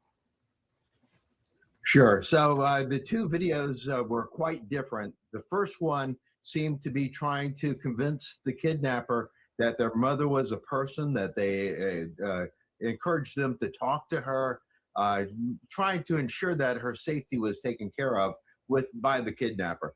The second video, on the other hand, was quite different in that it was much shorter, much more to the point. We'll pay, our mother's return is important to us, and we want to celebrate with her. You know, very, very different in its tone and nature. The interesting thing here about this is also that the communication from the kidnapper was not an email. Instead, we learned that the communication came by way of a complaint form or a tips line form going into the television station over its website. And so that's interesting in that that's why we're not seeing investigative steps that will be able to locate the kidnapper through tracking emails. I'm glad you're bringing that up because we had one of our voices on air, Josh Campbell, who had some criticism about how this is being handled. Here he is. I've worked kidnapping cases where if there is an actual line of communication that is set up, that is treated sensitively, that is protected, that is not something that either the family nor the FBI crisis negotiators, for that matter, would actually be publicizing. And so the fact that we see this appeal, again, via social media tells us that they're essentially responding to the alleged abductor here via the medium that they have chosen.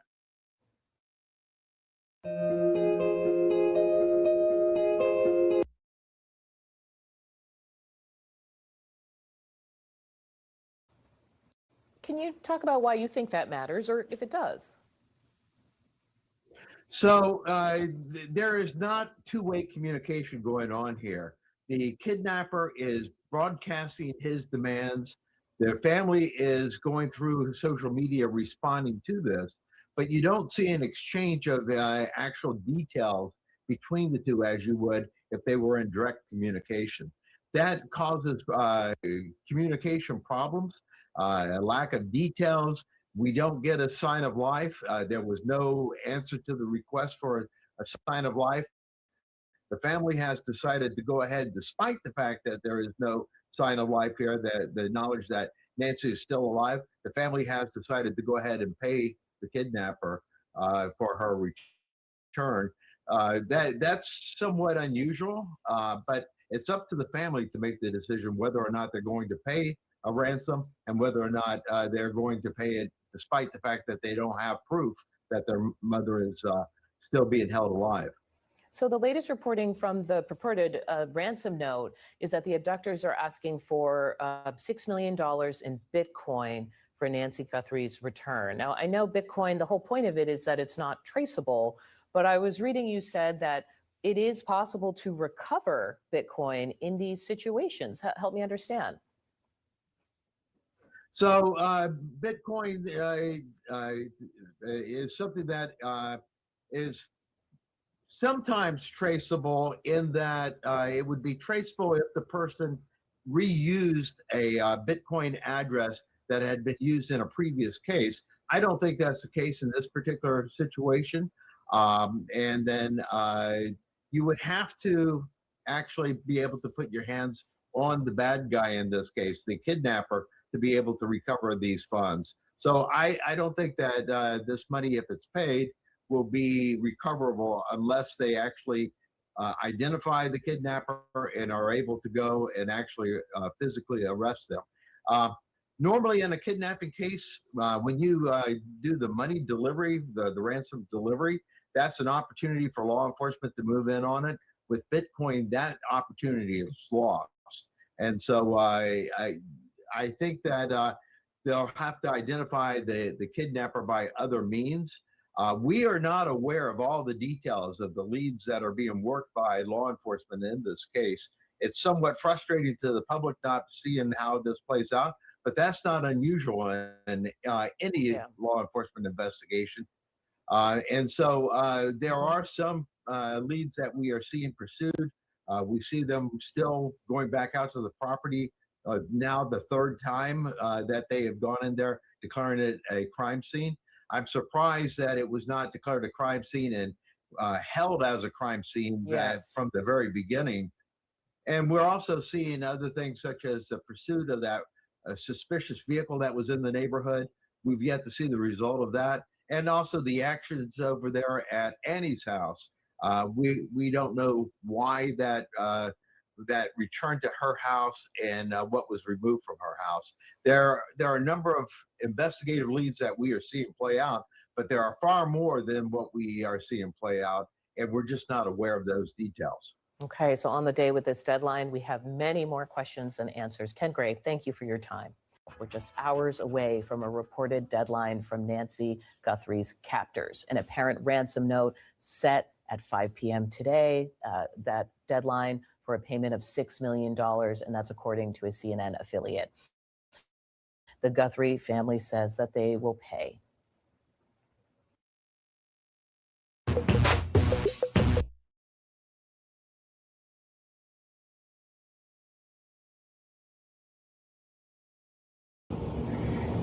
We received your message and we understand.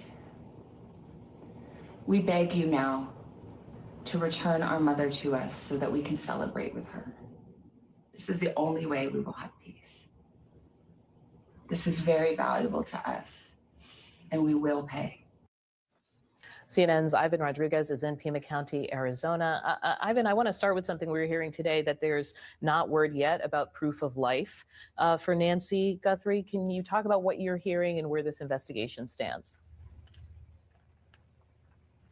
Adi, good morning. That's right. Still no proof of life. This morning, when we arrived here outside of Nancy Guthrie's home, there was already a sheriff deputy here parked outside of her home. And we know, based on previous reporting, that the Nancy Guthrie family had requested that the Pima County Sheriff remain on site in order to continue to guard the home. So that is something that we expected to see this morning. We're probably going to see that throughout the day as well. Now, at least 2 investigators were seen examining a septic tank Sunday afternoon, and they were caught on video opening that tank using a long stick to poke inside, even at times using a flashlight to take a closer look.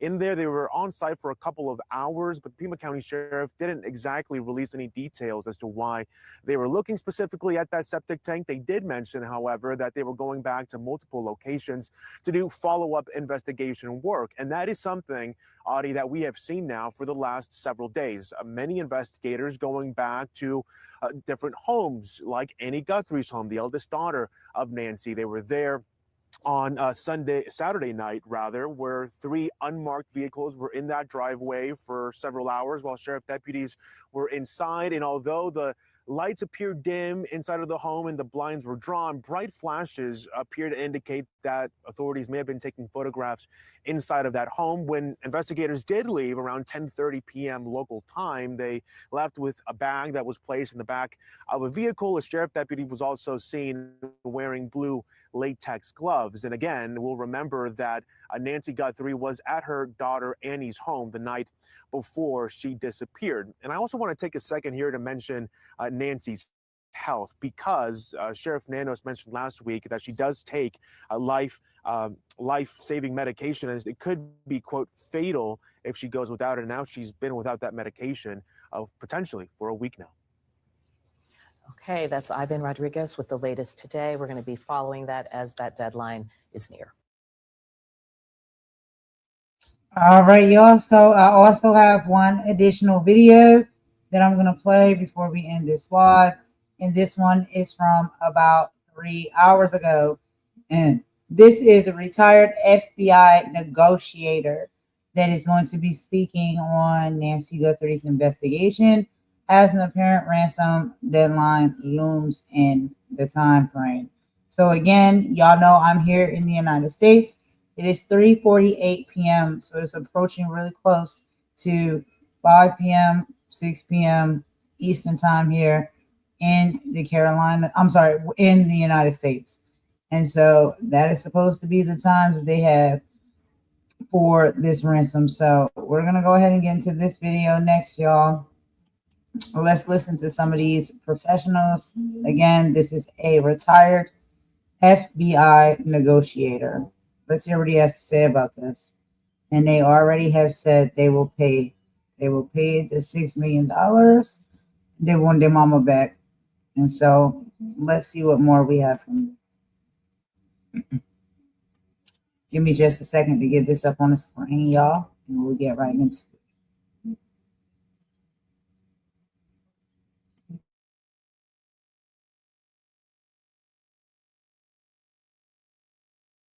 For more on this, we're joined now by Gregory M. Becky. He's a retired FBI negotiator who's also served as chief of the FBI Behavioral Science Unit. Thanks so much for being with us, sir. Thank you for having me.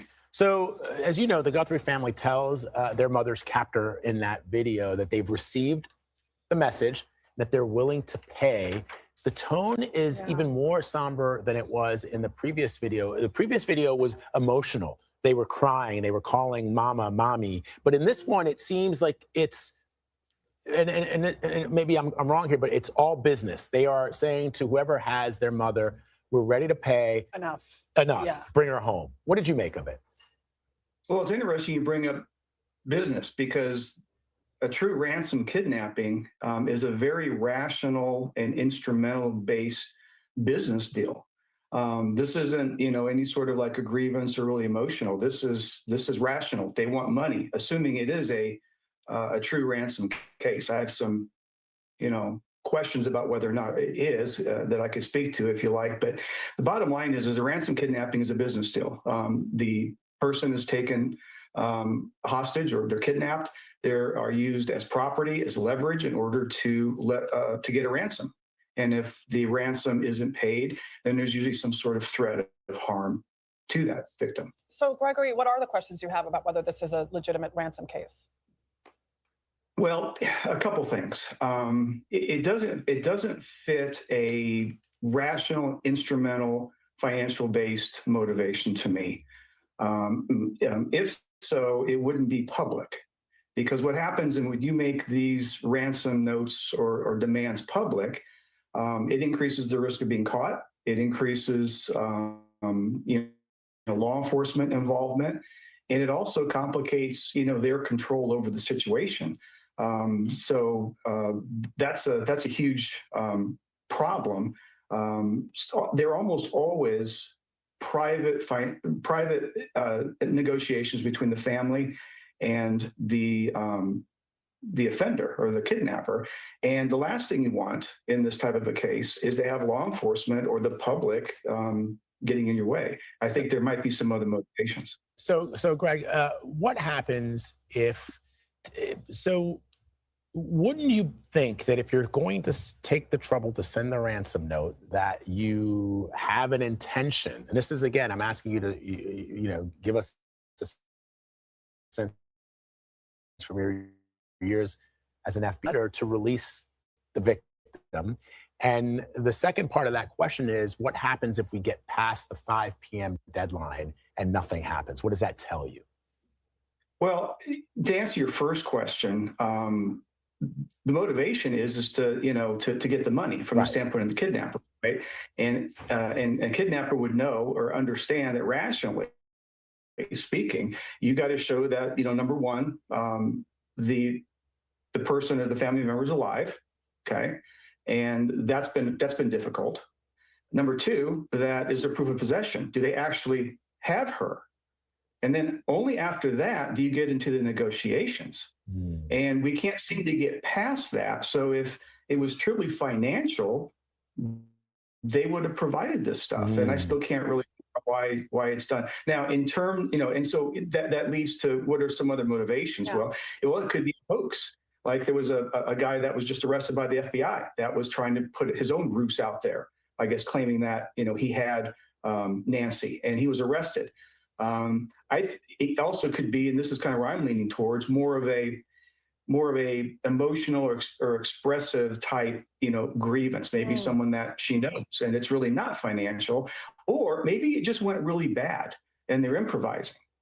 And so those are some things that come to my mind. The other thing, in terms of answering your other question, is that this is the second deadline. So it really questions the kidnapper's resolve, to hurt her, or rather, maybe she's already not with us or something like that. I have no information on that. But when one of the key strategies as a negotiator when you're working kidnappings is to talk through a deadline, because a deadline is no more than the demand with a time frame. And the more deadlines that you talk through, the more control you get in terms of law enforcement as far as a case. And so we've already had that. So that's other. The other thing that also, last thing I'll say on that, is that they weren't really clear. They just say some dire circumstance is going to happen. In a real serious kidnapping, they're going to specifically say things like, we're going to cut off a body part, or we're going to kill her. I thought that language is very kind of nebulous. So those are just some thoughts. Wow. All right. Gregory, Becky, thank you for some really insightful information there for us. We're just all hoping that whatever it takes to get her home, that whoever has Nancy Guthrie does that. Gregory, Becky, thank you very much.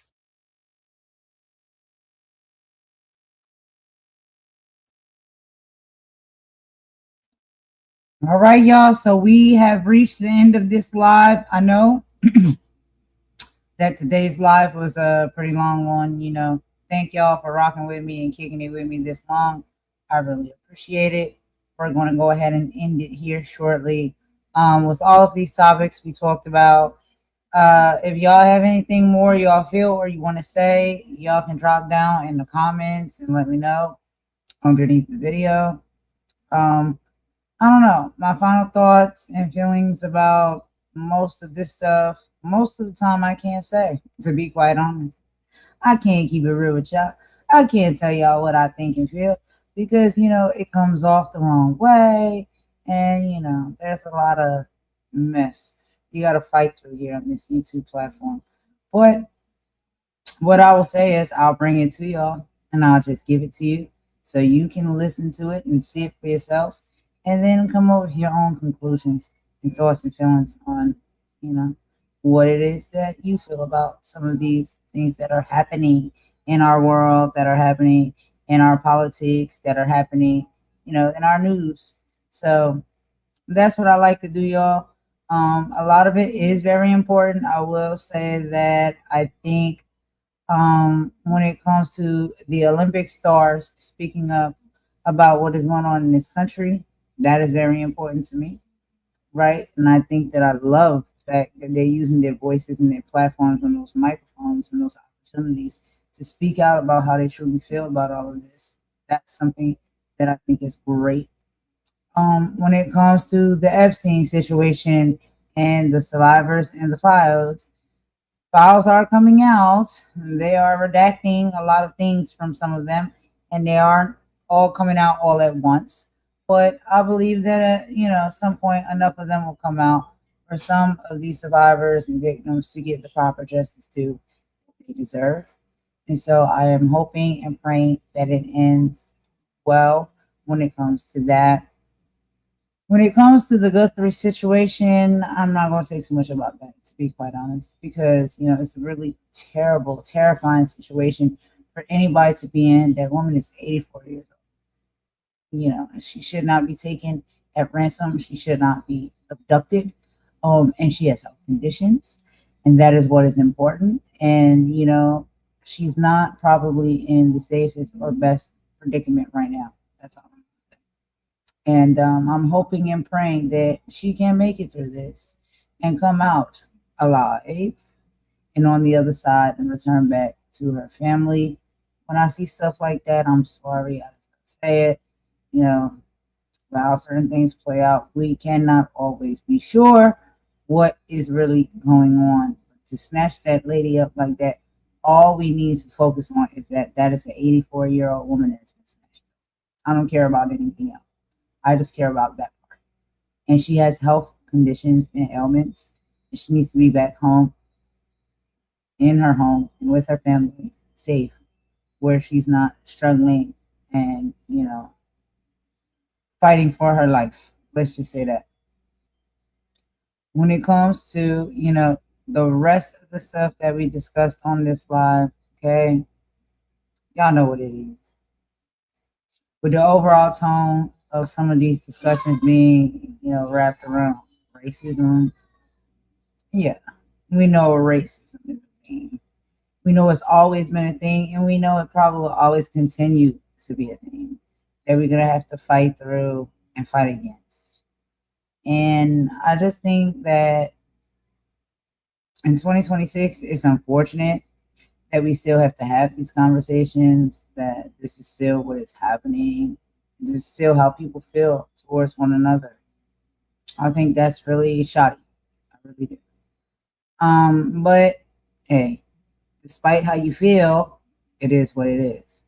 And what do we do to protect ourselves? What do we do to combat a lot of this racism that we experience, not just in my country, but worldwide? What do we do, right? What does fighting look like? What does activism look like? Well, activism, I think, looks like talking about it, bringing it out and really exposing it for what it really is, not sweeping it under. What does fighting look like? Don't ask me that. I'm from the hood. So when we talk about fighting, we talk about physical hands on hands. You know what I mean? But you don't necessarily always have to fight that way. Sometimes you can fight legally.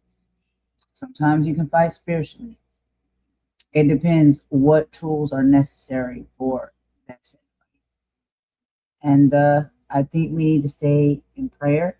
If you are a spiritual person, or even if you're a religious person, Like I said, I'm spiritual more so than religious, but I pray.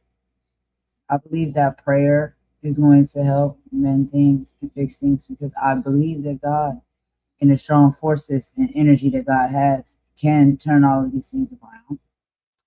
However, I also believe that us as individuals have to be resilient, and I believe we have to keep our heads on swivel and be prepared because anything can come our way or our direction at any given time. And we have to make sure that we are equipped to combat because I do believe in our lives and, things sometimes that's going to come towards us is going to be physical. I believe that we're going to have to fight physically. I believe that we're going to have to fight spiritually. And I think that we're going to have to fight also intellectually. And so we must sharpen all swords on all sides when it comes to these toolboxes that we need to have to combat a lot of these things. Because they're not all just one way of fighting that you're going to have to step into the ring with, You're going to have a lot of different tools in your toolbox to combat a lot of this stuff. And so this is why I like to do these lives and talk about these type of things the way that I do on different levels. Because don't get me wrong, I know when it's time for physicality, but I know when it's time for spirituality. And I also know when it's time for us to, sometimes just sit it out and wait. That's a thing too. Not be so gun ho to run into the fight, swing, windmill. Sometimes we have to sit down and fully understand and observe what's going on first before we make a decision or a move. But we still must make sure our toolboxes are equipped with everything we may need to battle against all of these things that are happening in this world, in this life, period. Country to country, it may differ a little bit, but overall, in this world, in this life, period. And so, the more that I see this, and these stories, and all of these things that are happening and playing out, it makes me understand more that, we need to have our toolboxes equipped. Because at some point, we're going to have to fight. That's just the way I feel. That's just the way I see it. And y'all, that's really all I got on this live. I will see y'all on the next one. Thank you for rocking with me. Thank you for kicking it with me. I will talk to y'all soon. Please keep an eye out with your notifications for Mama Warrior's channel. She will be going live this evening as well. She has a really great live prepared and some things that she's going to talk about, especially surrounding the children. Because it used to be, and I heard, that it was all about the children. And now when we're in a place to talk about and ask about the children the most, I don't see anybody saying too much. But anyway, Mom has a live on that. She'll get into that in just a few hours. I believe probably 1 hour. She's going to do hers. And I hope y'all tune in. But thank y'all very much for coming in to kick it and rock with me a little bit. I'm going to end it with a bop per usual. And I will see y'all on the next live. Everybody have a great rest of the morning, afternoon, evening, or night. Whatever respectful time zone you're in, I hope you have the best of it, wherever you are. Love to you. Golden out.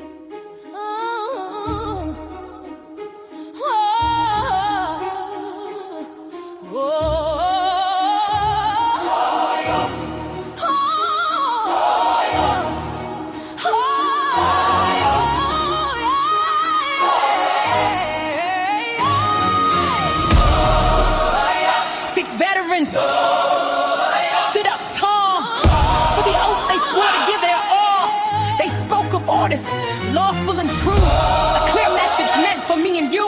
But the air grew cold and the line was crossed. A furious price at any cost. A simple warning, clear and bright, met with a fury late one night.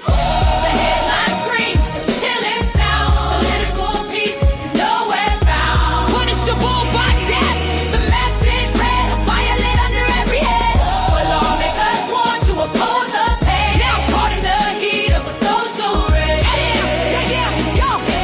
Caught in the heat of a social rage. Call this edition on a digital stage. Turning the Constitution's page. He reposted words dark and profane, inviting the crowd to call for the change. Bubbles that said, hang them. History is grim call. Put a target on the Capitol wall.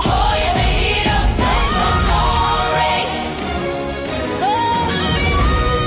They best is for greatness. And truth turns to lies.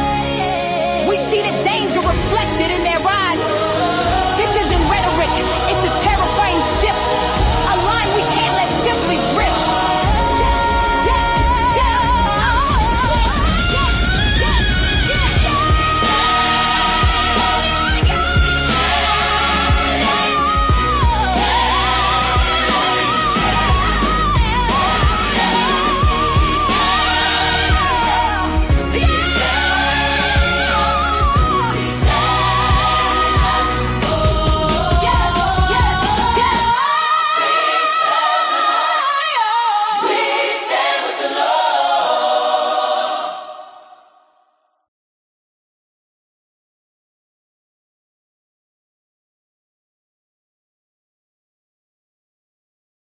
Sickness spreads in whispers, in poison wells and corrupted. But a community with a strong immune system develops its own antidote. This is the cure. Listen.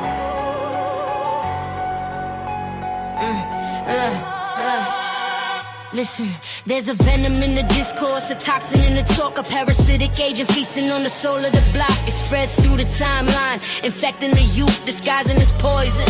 In the fragment of truth, it preaches self-interest, promotes the individual dream. Anything to fracture the collective, to poison the stream. We see the symptoms in the envy, the distrust that you breed. You planting seeds of chaos, fulfilling the system's need.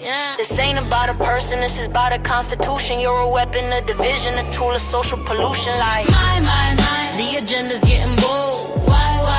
Your people have been sold. Jig is up, you're the poison, the cancer, and the cold. You don't fight for the cause, you just lighten the load for the oppressed. My. Hear the conscience, see the fraud. Bye. Your whole damn act's a fraud. You're a symptom of the sickness, a tool of the trade. For every conscience that we take, you pull us from the shade back into the darkness. Fighting sister against brother while you collect the profits, then go poison another. You weaponize our trauma, you monetize our pain. Tell us to tear each other down for your temporary gain. You speak the language of the people with the motives of the state. Asleep a cell of selfishness designed to make us hate. But the body's getting stronger, the fever's starting to break. We can finally see the difference between what's real and what's fake. Like, my, the agenda's getting bold. Why? People have been sold, jig is up. You're the poison, the cancer, and the cold. You don't fight for the cause, you just lighten the load for the soul. My. Yeah, the conscience, see the fraud. Bye. Your whole damn act's a fraud. But the antidote is unity, the cure is in the roots. It's the knowledge of the elders and the fire in the boots of a generation rising that refuses to be bought. Recalling all the lessons that our ancestors taught. We cleanse the foundation, rebuild the immune to make the collective a garden where the real seeds can bloom. You can't poison a forest that shares a single source. We are the uprising, the unstoppable force. This is a conscious rebellion, a surgical strike to separate the healthy cells from the ones you're alike. This is more than a track, it's a call to the core, to protect the foundation of what we're fighting for. So let them have the clout, let them have the fake fame, while we reclaim the power that's attached to our name. Every word is a brick, every verse is a wall, to protect the community and watch the poisoners fall.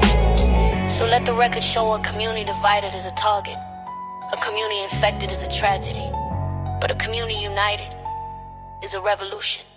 And the golden rule, protect the people. My. Protect the people.